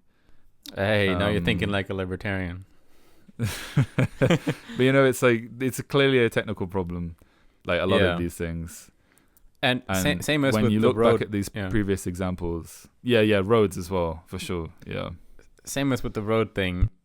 Like, it depends on what kind of park Are you going we're to talking spoil about. roads? There's a whole chapter on roads. No, I'm not. I'm talking about parks. but same as with roads, kind of depending on what kind of park it is, I think you will find that having it free will actually, in many cases, be the most viable free market option, because, as I said, you have maybe ice cream stands or like your little sausage vendor on the park, and that's how the park will make their income, by charging a certain like fee. There's a there's a Starbucks in the middle of it. If you want to have your food stall on this park, you're going to have to pay a certain fee every month. And, in return, whoever owns the park will make sure that the park is clean and it looks nice and people actually want to go there, thereby attracting your customers, right? Yeah, for sure. This reminded me, the TV example reminded me a lot of Atlas Shrugged and like objectivism, because there, imagine if like the argument stopped there. Well, like for 50 years, like we couldn't have more than 12 channels because like we had this like what would be now seen as like this crazy superstition that if you had more than 12 channels, they would bleed into each other and it'd be chaos. Like would you rather live in a world where you kind of see a problem and be like, let's find a way to solve this thing so that we can have more and we have more abundance? Or do we want to live in this world where we like shy away from this possibility of abundance, and kind of just like dupe ourselves with these weird superstitions and false like excuses? Also, I think there's a funny contradiction in the statist viewpoint here, where it's like, oh no, we don't want free markets or anarchism or this kind of unregulated economy. That would mean chaos. That would mean other like anarchism in the bad sense of the word on all our spaces. Meanwhile, also we want public parks, which are essentially unregulated zones of horror, where all the rape, all the drug dealing, all the just like rowdy Nazis smashing beer bottles, all the fucking street vendors trying to rip off the tourists ending up on YouTube, like all the bad shit ends up on public parks, because they're essentially these unregulated spaces where government has, giving a free pass to all this horrible shit you can do there, because they don't have a private incentive to keep them, controlled and clean. Whereas the free market option of unregulating these spaces and privatizing them would actually lead to them being much more, controlled in a way, right? Yeah, because it's someone's shit, and if it's your shit, you don't want anyone getting hurt on it, and that leaves you liable. Not only leaves you liable, but it leaves you personally responsible, and there's some kind of moral responsibility there. No one wants to go to a park where there's scammers with rugs selling stolen watches, which is like the problem in all European cities.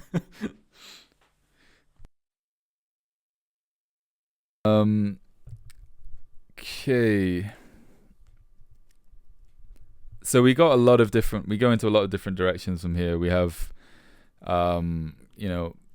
pornography and sex laws. We have an abortion argument, which is quite interesting. In the discussion of pornography, I think, for the time, it was probably quite radical what Rothbard was talking about. He's basically, his take is probably pretty easy to understand, that, whatever you kind of do, there's no sense in the government infringing on what happens in your home, insofar as it happens between two people that are, consenting. But he talks about how, just because a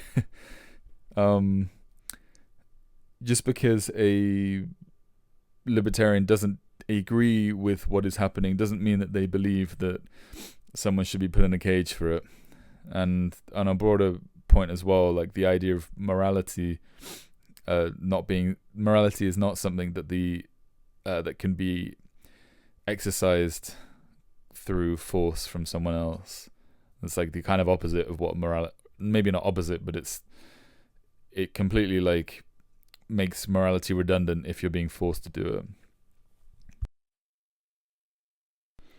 it. Yep. And all these things, again, in the libertarian model would be regulated just by kind of private pressure.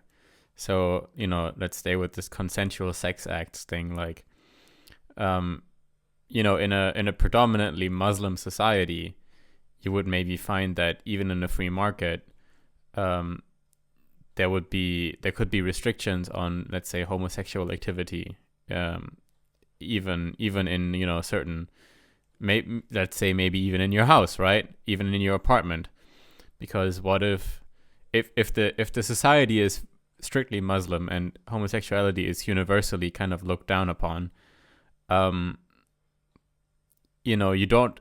there will be a cost to being the real estate company, the only one in the market, let's say, where in your apartments it's known that people have homosexual activity and it's not banned in the contract, right? Right. So like all this is to say, and this would be different, of course, in the American version where this is not looked down upon, right? All this is to say that libertarianism isn't really prescribing you what's moral or not. It's just, it will depend on the society itself and what these individual people's values actually are, in a more efficient way than just cramming down whether this is okay or not okay based on some government edict, right? Yeah. I mean, yeah. Yeah, exactly. Yes. I think should we talk about abortion? Yeah. Let's get on to that. Okay. So, interestingly enough, Rothbard is pro-abortion, and he's pro the right to hire someone to do an abortion for you. Let's word it that way. He's not saying that there's anything moral about abortion, in the way that kind of pro-abortion or pro-choice supporters sometimes are today. But he's saying in this very libertarian sense, your body is yours, of course. We agree on this with taxes and everything else. So, the state shouldn't be able to forbid you what you do with this body of yours. And again, this doesn't mean that in a libertarian society, abortion would be quote unquote legal everywhere, right? This will again depend on the cultural climate and kind of the way people think about this. If, let's say, you are in a super Christian area where the people are really anti-abortion, then there will be a significant market punishment if you're one of the healthcare providers who allows abortion to happen, right? And vice versa. Yep. Yeah, exactly. It's funny, he uses like the parasite argument, which is really not what I expected him to use. The parasite argument being that you tend to hear this more on the left. The parasite argument is kind of that. Yeah, it kind of is rooted in the same thing, that this is your body. Your body is your choice, and this thing growing inside you is, it's leeching resources from you. It could kill you. I do think it is a very like, it's a very like cynical view of what like pregnancy is, I think, but at the same time, I know, a parasite definitionally is not of the same species as the host. Any kind of parasitical relationship of the same species is what pregnancy is, I think. I think the point why he brings that up is more about saying that dependency is not a qualifier for, your dependency on someone is not a claim on their right to own their body, right? Yeah. So in For the sure, same way, for sure. economically, like we say, the poor are dependent on the rich, and so therefore the rich have to redistribute their income. The same way the libertarian would say that, just because someone is inside, and this could also be like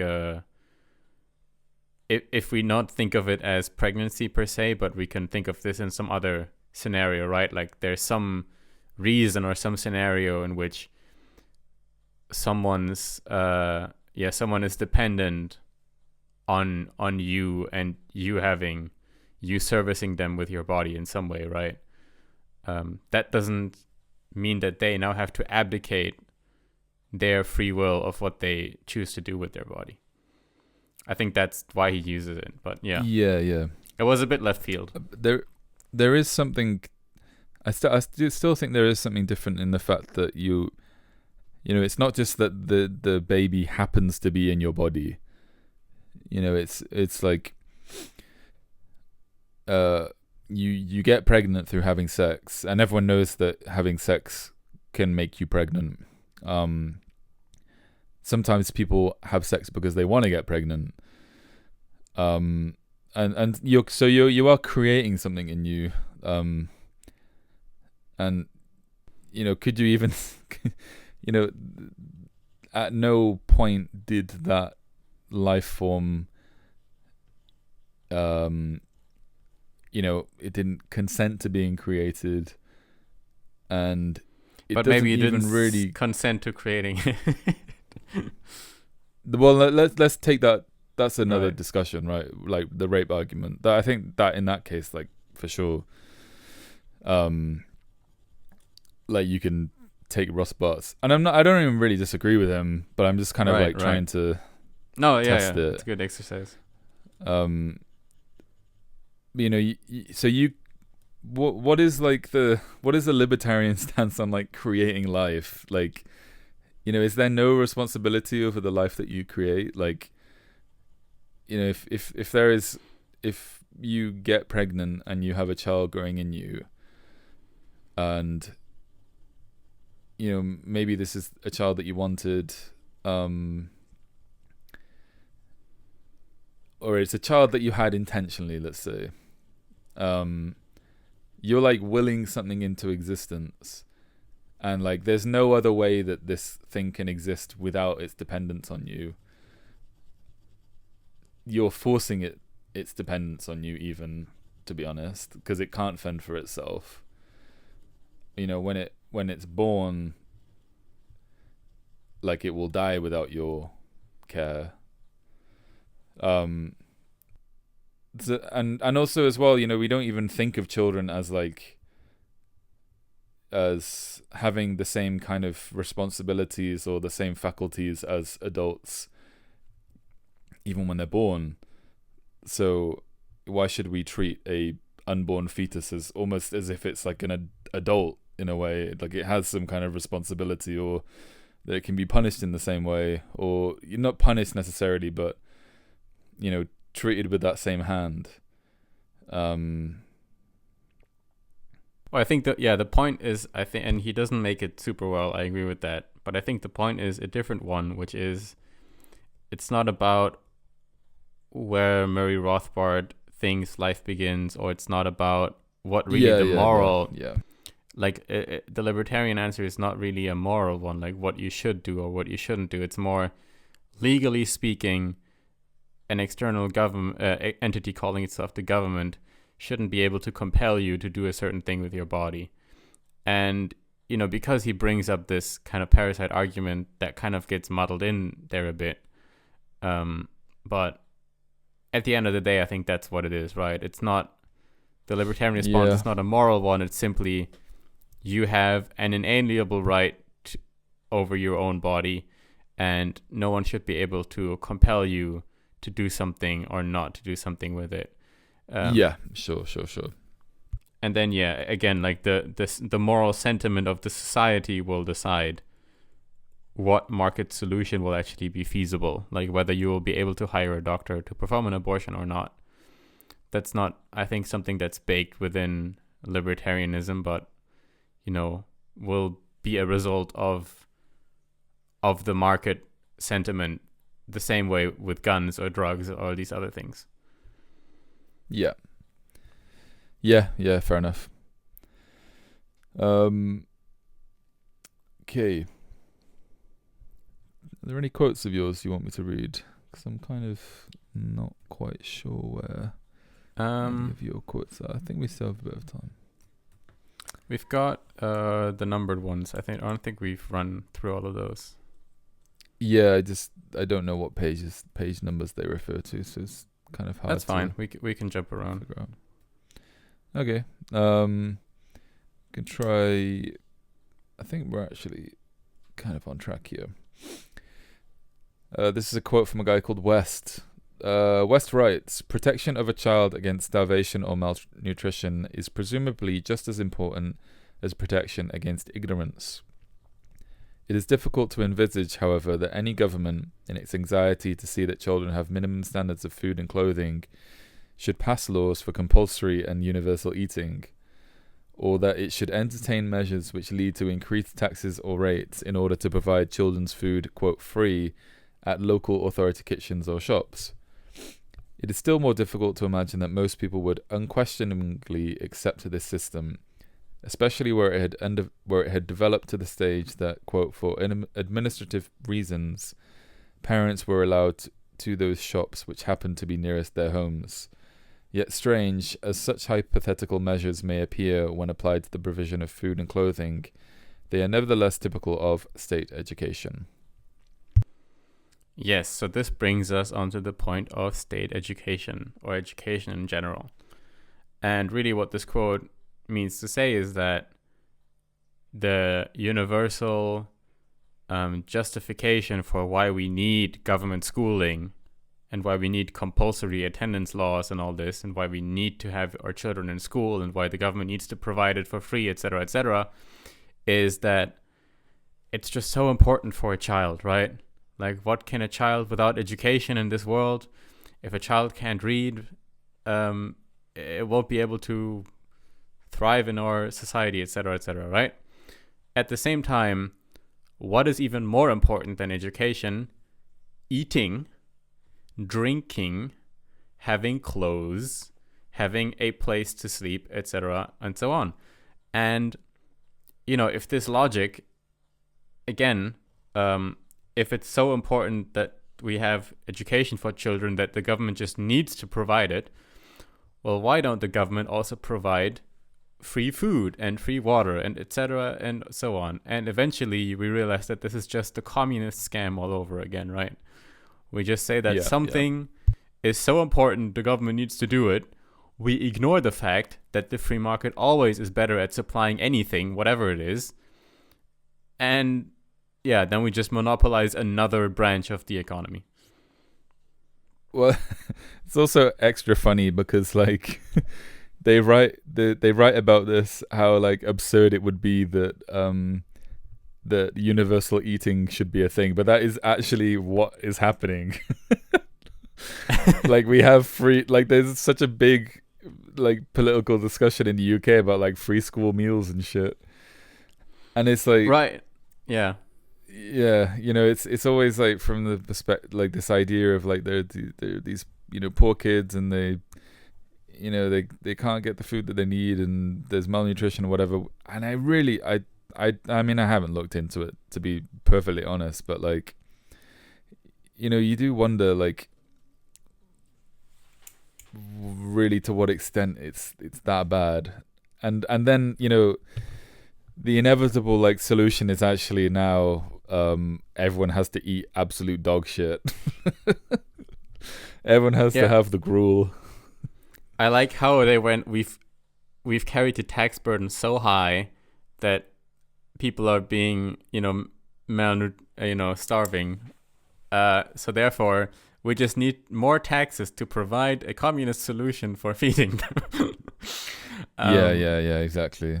And no, but I think what he means is also to say, because school is compulsory, right? Like you're forced to going to That's school. true. Yeah, right. So right, like right. with Yeah. eating, the example would then be to say like you have to eat. There's compulsory eating. Like we will force you to ingest a certain amount of water and nutrients Yes. into your body every day. Yeah. If not, then the teacher can call the police and they will show up and so on, right? Yeah. Yeah, and really like another, I think, really solid point in this book is like the identifying compulsory attendance as the biggest problem in education. Partly it leads to situations like this where it's like you force a kid to be here every day, so now you're forcing him to figure out his own meals every day, or the parents to figure out the meals every day, forcing the parents to figure out how the fuck to get this kid to school and back every day. What's the solution to that? Now we have to pay for school buses or the lollipop ladies, or it's like because of this grand decision, which is based on kind of the fallacious idea that formal education is necessary for every single person. Everyone requires a formal education, and if they don't have it, they can't succeed in life. And that there is almost no difference between formal education and education, which is something that you just gain through living, or knowledge is something that you gain through living. So once you have that fallacy in place, now it's just a case of like, okay,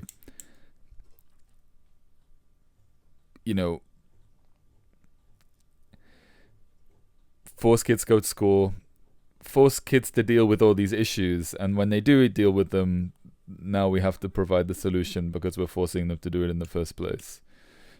Like bullying and shit like that. Like, it's not even just like the basic subsistence things. It's like these big social things as well. And it's like, how about access to certain kinds of education, like special needs education, or like or even just like specialized subjects. Your average public school won't be able to supply everything. But if we had a bunch of different schools doing all different things, kind of like the Senmongakko thing that we have in Japan, which is higher education technically, and to be honest, in the UK too, when you get into higher education, things loosen up a bit. But why can't you just go to some media school from whenever you want when you're a kid? Why do you have to go through these essential things? And if they were really, really, really essential, then any specialized school would teach it anyway. If like arithmetic and writing and grammar, like they would be in the interest of, if you want to end up learning this curriculum, which could be completely different, unrelated to maths, or abstractly related, then the school would teach it anyway.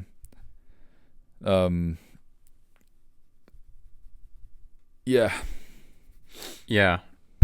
I've been thinking also, a little side point, I've been thinking a lot about this recently, and just, kind of what would have happened if instead of, because we're always told like, oh, if you go to university, you will have a higher future income, etc. And it's like, but what if you just worked for like 2 or 3 years during middle school below minimum wage and you put that in the S&P? And the answer is you would have, by the time you're retired, you would have a much greater wealth than, the high income pension fund you pay into every fucking year after. I mean, yeah, that's I don't find that difficult to believe. So the big Rothbard point here also is that education, as you said, is not just government school, and that, in fact, education has many things like books, newspapers, and just things you read on the internet nowadays. Of course, he didn't have the internet back then, so he didn't write about that, but that would be a huge part of it now. And yeah, if we say education is so important, we have to compulsorily make you attend it and supply it for free. Well, wouldn't it be crazy if we did the same thing on books? Because books are also education, right? Why don't we make everyone compulsorily read certain books? And, in order to get published, you would have to get a government license to even, have the book and etc. And like people would be quick to point out that this is utter censorship. And, now the government can decide which books are going to be available and which ones are not. But of course, this is the same system we already have with the universities, right?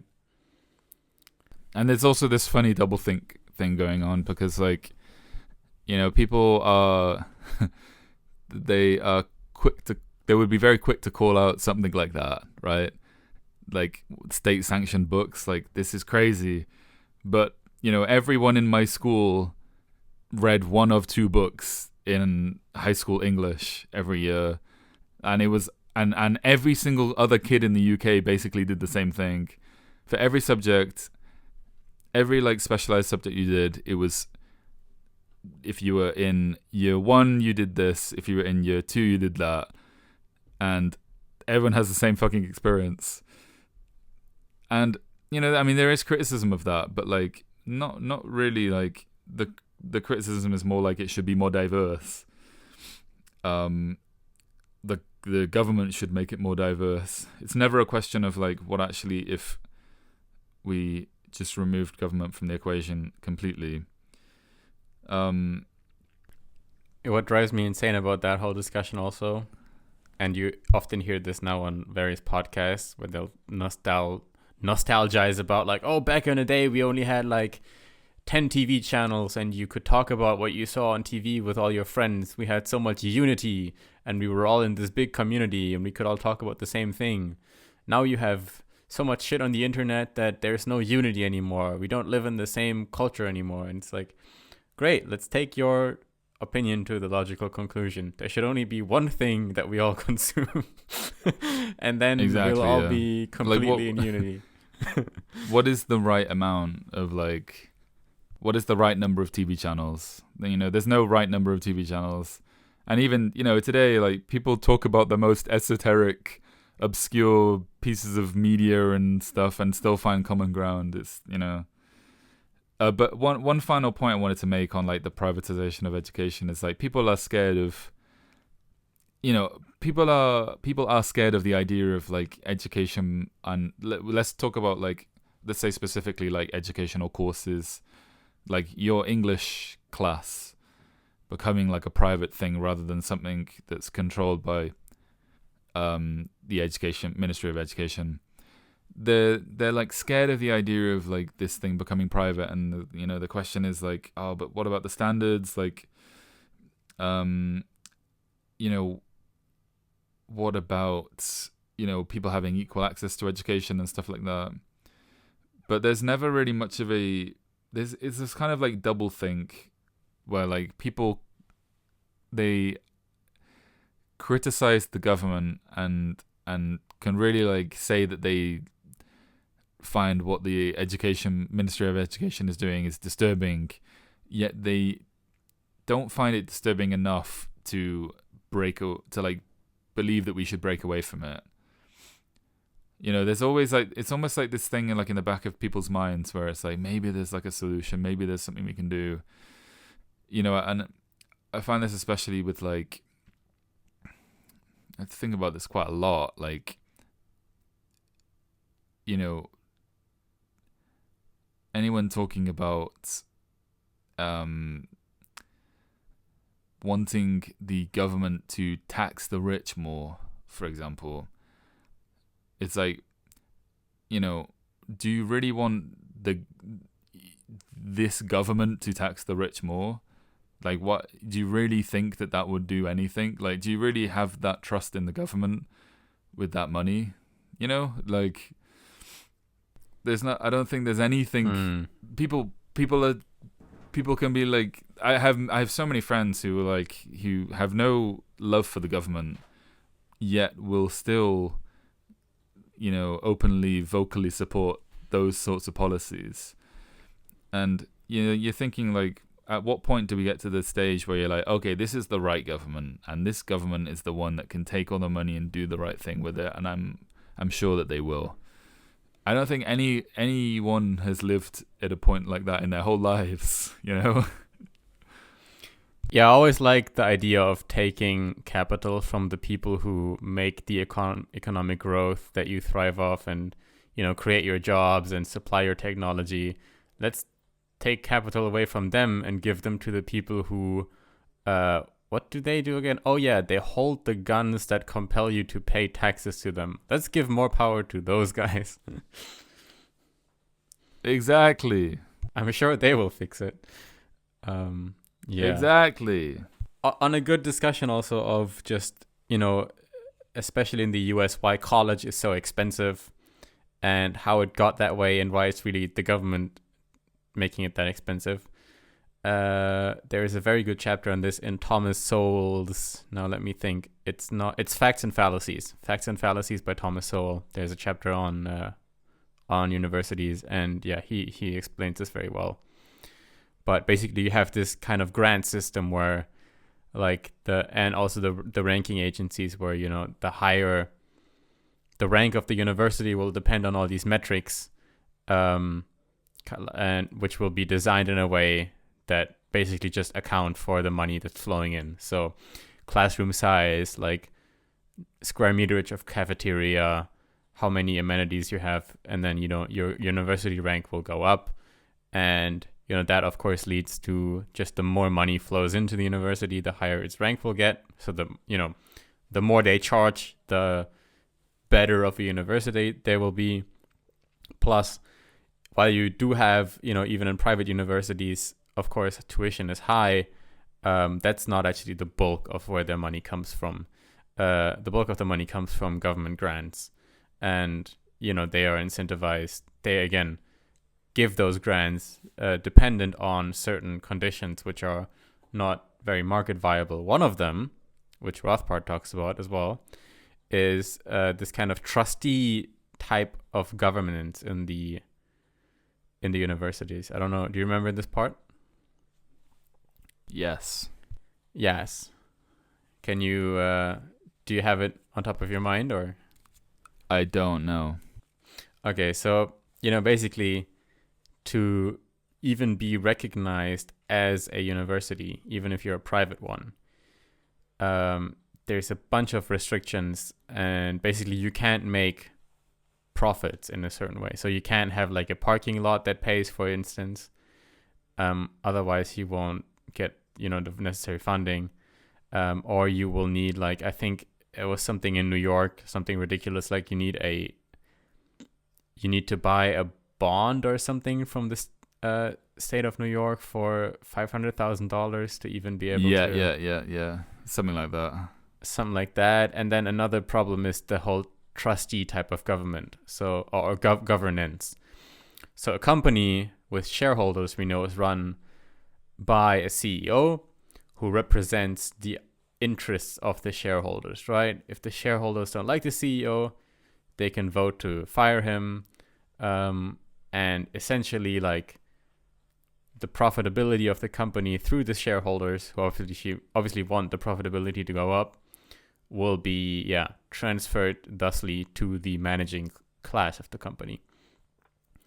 Now, if you have a trustee type of governance, which is a condition for these universities, that means that you have kind of appointed trustees who then meet every now and then in a big circle jerk of, democratic governance or whatever, to decide on certain things. But it's not really, they don't have an incentive for the thing to really do well. They might be, I think in the UK, it's probably common for these to be kind of lords and these kind of people. And in the US, you will have, politicians or famous people or otherwise influential people who become appointed often and usually by government as trustees. So now these people are in charge of managing the university, and if the whole thing goes in the red, they don't give a fuck because they can brag that they added another part to the campus.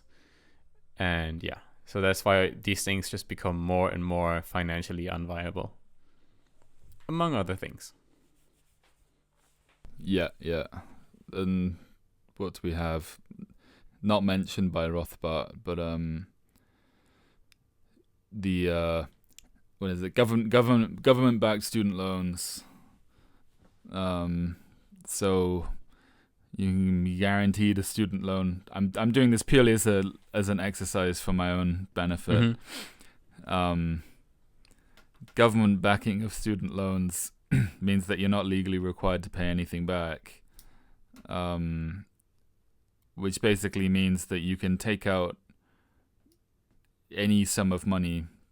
The universities grow wise to this, and they realize that they can increase their rates because they know that they'll receive the money from the government anyway. That's often credited as part of the reason why tuition is so high as well, right? Which is also a factor in healthcare and Obamacare and the whole, tangled system they have in the US where, as you said, the health insurance companies and the hospitals are incentivized to yank up the prices for medication procedures as much as possible because they know if they meet certain conditions, they can actually get this money back from the government.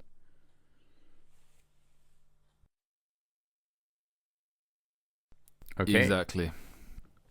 Cool. Let us move to... I'm glad you had this quote too. Speak of a, quote, right as something which can only be fulfilled in modern industrial conditions. To speak of a, quote, right as something which can only be fulfilled in modern industrial conditions is not to speak of a human natural right at all. Furthermore, the libertarian, quote, right of self-ownership does not require the coercion of one set of people to provide such a, quote, right for another set.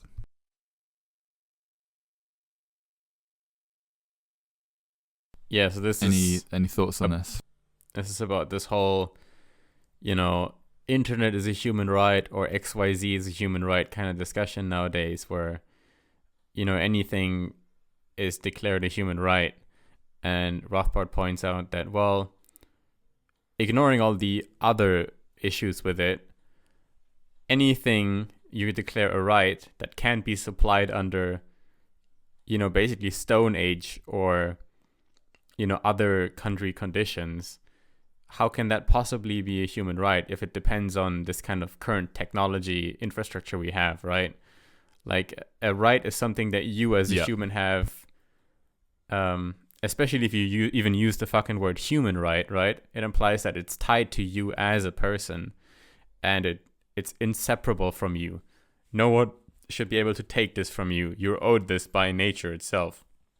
And it's a betrayal of your own humanity to not have this. Yeah, all government does is kind of protect or enforce, this right of yours in this kind of, I wouldn't even say leftist, but in this kind of human rights speak, right? So how can you have a right to, let's say, internet, for example, if you need a huge infrastructure of free enterprise to even supply this thing? But also, if you were, like, how does that work? Now you have the right to internet, but if you're in a poor country where they don't have internet, then you don't have that right? Or 70 years ago, you didn't have that right? Like, humans just happened to have that right from 2005 onward? Like, well, we've had great improvements in the sphere of human rights. Right. That's what's happened, actually. We've refined our rights. The right to soybeans. What does that actually mean in practice? Yeah, it's just improving the apparatus to tax and redistribute things. And we can't talk about internet as a human right without bringing up Tim Walz. Did you hear about the? No, I didn't know. Yeah, he was like bragging on Twitter last year about how they just spent like millions of dollars. He literally included the number, how many dollars, and it was in the millions to provide free Wi-Fi to every single person in this certain district. And like the top comment was like, the population in this district is X. Therefore, it has cost you like $7,000 per person to get them Wi-Fi. Ah, jeez, yeah. And you're like, man, might as well just have gotten them all a Starlink subscription for $50 a month. Exactly, literally. Yeah. Anyway, rest in peace, Tim Waltz. Rest in piss. Okay. I think there were a couple more things on education. Do you want to go to the next quote, or whatever it is about? Yes. Part of the blame for compulsory attendance and mass public schooling must also be laid at the door of the labour unions, which, in order to reduce competition from young adolescent workers, try to force the youth out of the labour market and into educational institutions for as long a time as possible. Thus, both labour unions and employers exert powerful pressure for compulsory schooling and therefore for the non-employment of most of the nation's youth. I feel like this is probably something that we... Yeah. I feel like this is probably something that we don't see as much today. I mean, purely because school is compulsory. But if we were to remove compulsory attendance, we might see the rise of unions in this direction again. Yeah, I picked this because no one talks about this, and I think Rothbard does this a lot, where he actually points out the various ways in which the government protections to labor unions do damage the economy. And one is this one, right? So, labor unions are always incentivized to keep out whoever is not in the union, and basically, a simple supply and demand kind of graph to, minimize the available amount of labor supply in order so that the price for labor, increases, right? The less people they're competing with, the better for them. So just keeping everyone out of the labor market for as long as possible. Oh yeah, do a bachelor's. Now you have to do a master's as well. Oh, if you want to get anywhere, you need a PhD. So that's a direction we're necessarily going to get with labor unions who are powerful. Yeah. That's a good point. I hadn't thought about that before. There's also, I think as well now, like maybe like a sort of modern, another kind of contemporary thing, pressure upon compulsory schooling is that both parents have to fucking work now. There's like, we've kind of engineered the situation where kids need to go to school, but also both parents need to work in order to just survive. And so what sane parent would be like, I'm getting this thing which appears free because there's no way of judging how much it actually costs, and it frees me up to work to help my child exist. I think that's really it, right? Because nowadays, there are very few people who are still in the illusion that they're actually being educated in school, especially in Japan. Well, it depends. I think once you get to the university level, a lot of people are now like, oh yeah, I don't learn anything at university at all. Everything I learn on my own, and then maybe I go take the test at university. But it's not like the stuff I learned for the test I learned at university, and maybe everything else I have to learn for my employment and my actual job I will learn on the job or externally. And so the only thing that's keeping, I think, public compulsory education alive still is less in the university case, but it's basically a daycare center at this point, right? Well, exactly, yeah, and that kind of goes back to this, like, once you force compulsory, this isn't the same for university, but I mean, it almost kind of is. You're like very strongly incentivized to go to university after 18 years of compulsory education. But there's this like thing, this like nanny state thing where you're like that seed that you begin with compulsory education, then forces and justifies all these other things which make you more dependent and more dependent. And then I guess eventually, you leave school at 18 and you're still a fucking kid. And everyone talks about this like transition into adulthood which happens when you leave school. And it's like there's nothing magical about becoming 18 and leaving school. That there's nothing magical about becoming that age that makes you into a responsible thinking adult. You leave school and you leave this bubble, and now you have to deal with real fucking problems and like life, and then you have to find ways of solving those problems. What Nick's trying to say is we should significantly lower the consent laws. For fuck's sake!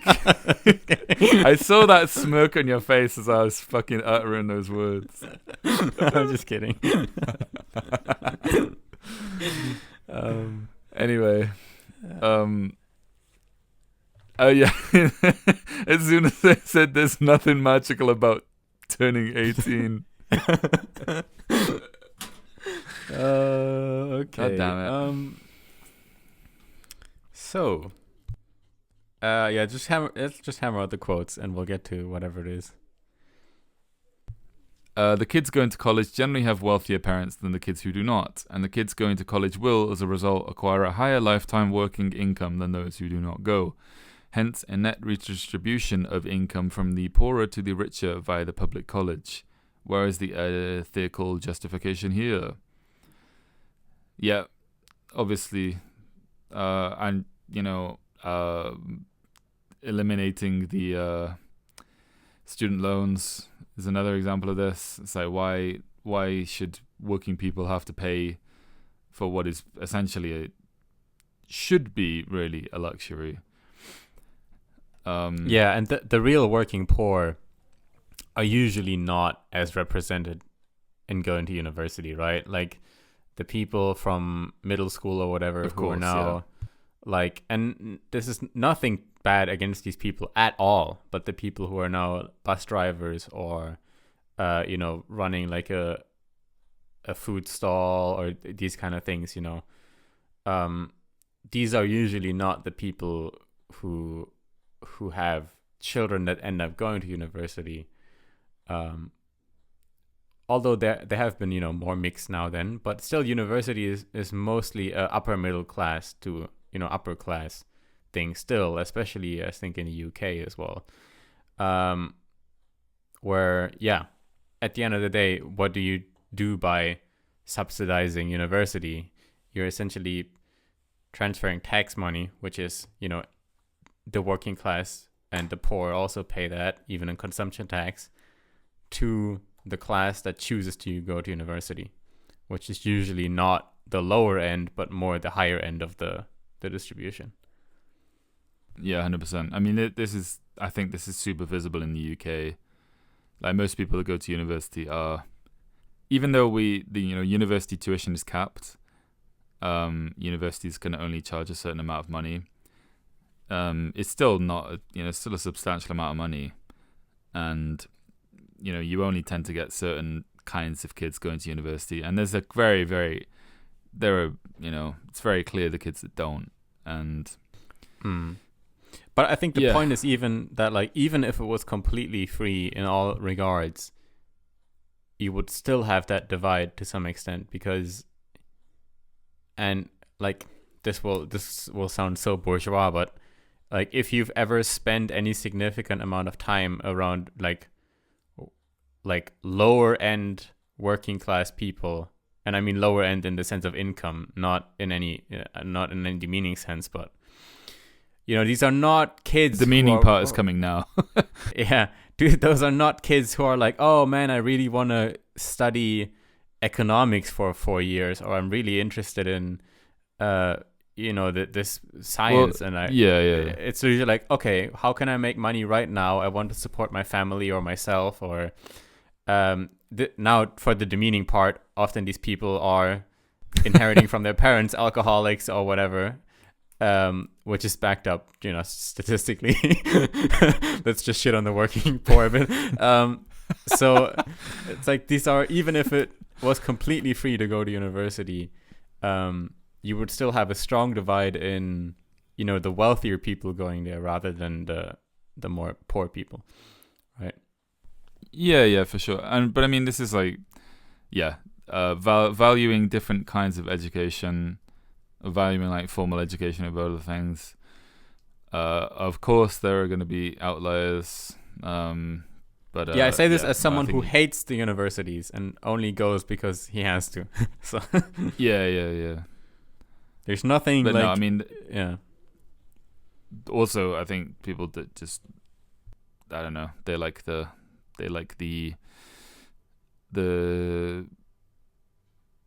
system, the systematic way of living and having everything taken care of for you and all that shit.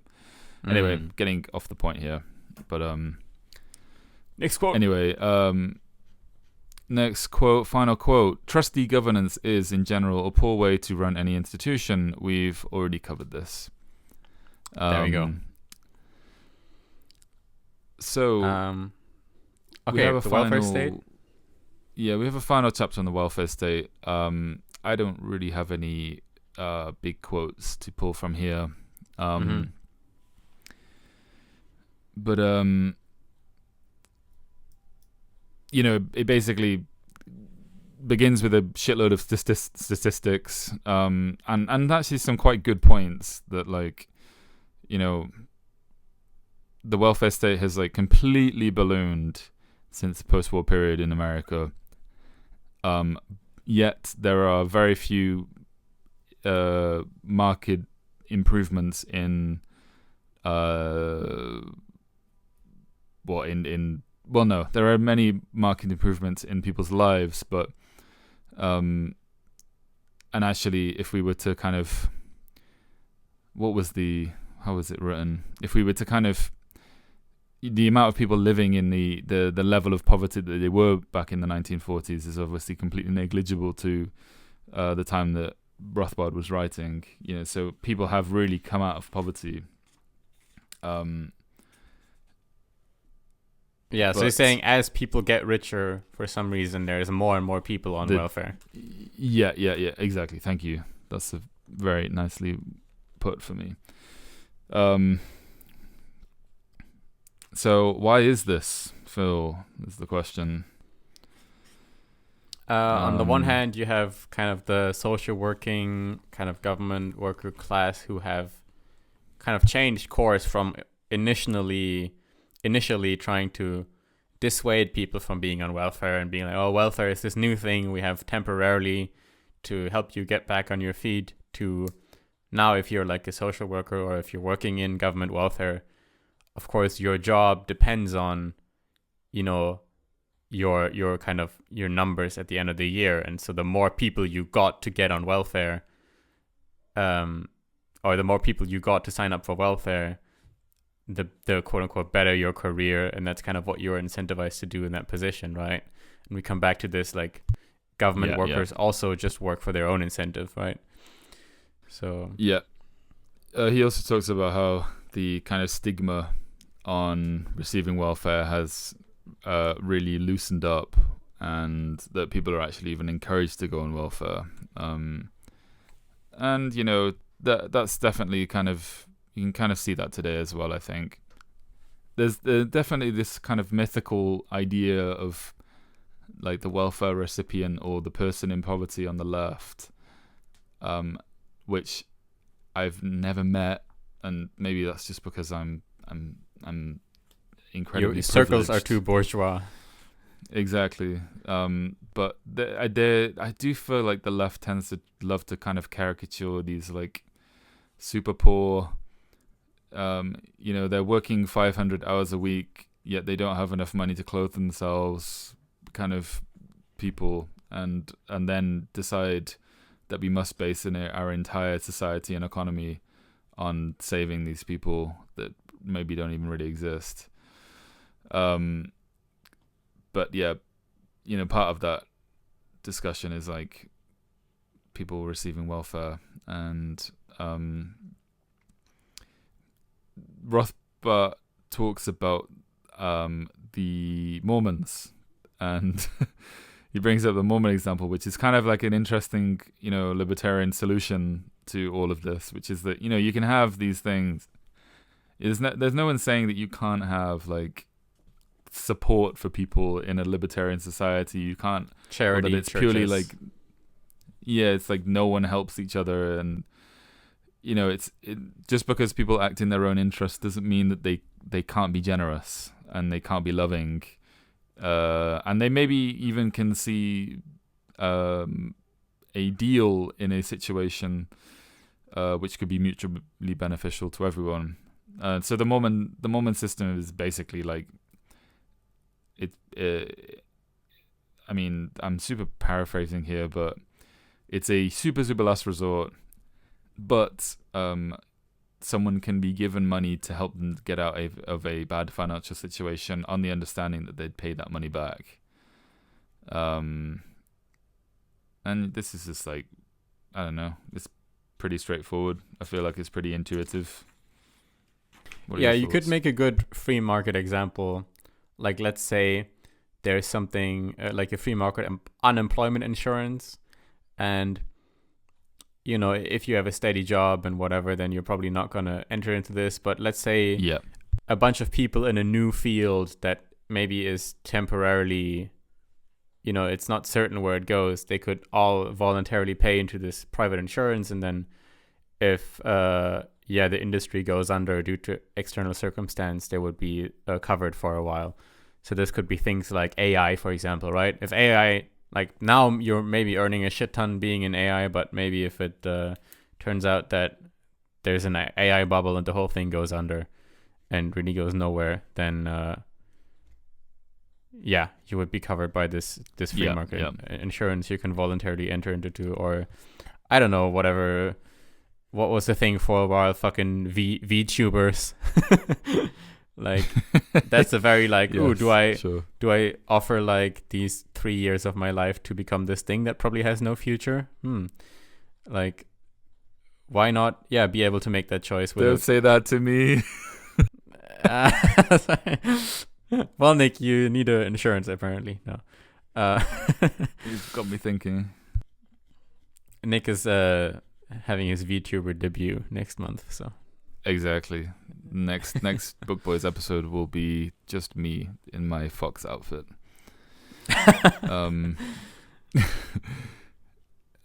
So this book ends. This section ends with a couple other points. One of the things that I was that piqued my interest were some of the statistics he gave out about. And I'm kind of, I don't know. I would read a strong critique of these before I ever kind of like used these, and I'd be interested to see what they are like today. But he goes through all these different tax brackets, and his conclusion is that the poorest in society pay the most or equal to the highest tax brackets in society in taxes. As a percentage of their income. Yes, this is the crux, right? Yeah. So and this is why this point can be easily countered, because even if the poor pay a very large percent of their income in taxes, if you look at the actual amount of dollars of money that's paid in taxes, the poor pay basically nothing, and the wealthy pay almost everything. So that's why I feel this is kind of a weak point, but he still does have a point in some sense. Sorry, I kind of cut you off. No, it's good. I mean, but again, like, I would kind of be curious to learn, exactly like whether these statistics are really properly reliable or not, and like how they play out today. Well, a driving factor I think is that the lowest income bracket usually obtains all their income from working, which obviously you pay income tax, and then most of their money is consumed right away, with basically almost no savings. So they also pay relatively a large share of their income in consumption tax, in just the tax on their food and their gasoline and whatever. Whereas the higher income brackets obtain also some part of the income from capital gains and things that are taxed at lower rates than income from working at this point in time. So like, for example, I think the top, just in Germany, the top capital gains are just all equally taxed at 25%, whereas top income tax can be a lot higher than that, I think. And so and you're also not you're not consuming all of your income. You're actually saving some of it, and that then becomes capital that works for you. So relative to your income, you have not that much income which suffers from consumption tax, whereas the working poor have all their income suffering from consumption tax. Yeah. So that I think that's how this disparity kind of arises. Fair point. Cool. So that concludes our discussion of parts 3 to 8, chapters 3 to 8 of For the New Liberty. Hope you enjoyed it. We'll be getting back to the rest of the book in following episodes. We'll see how it goes. Stay tuned. Alrighty. Thanks for listening. Bye. Bye-bye.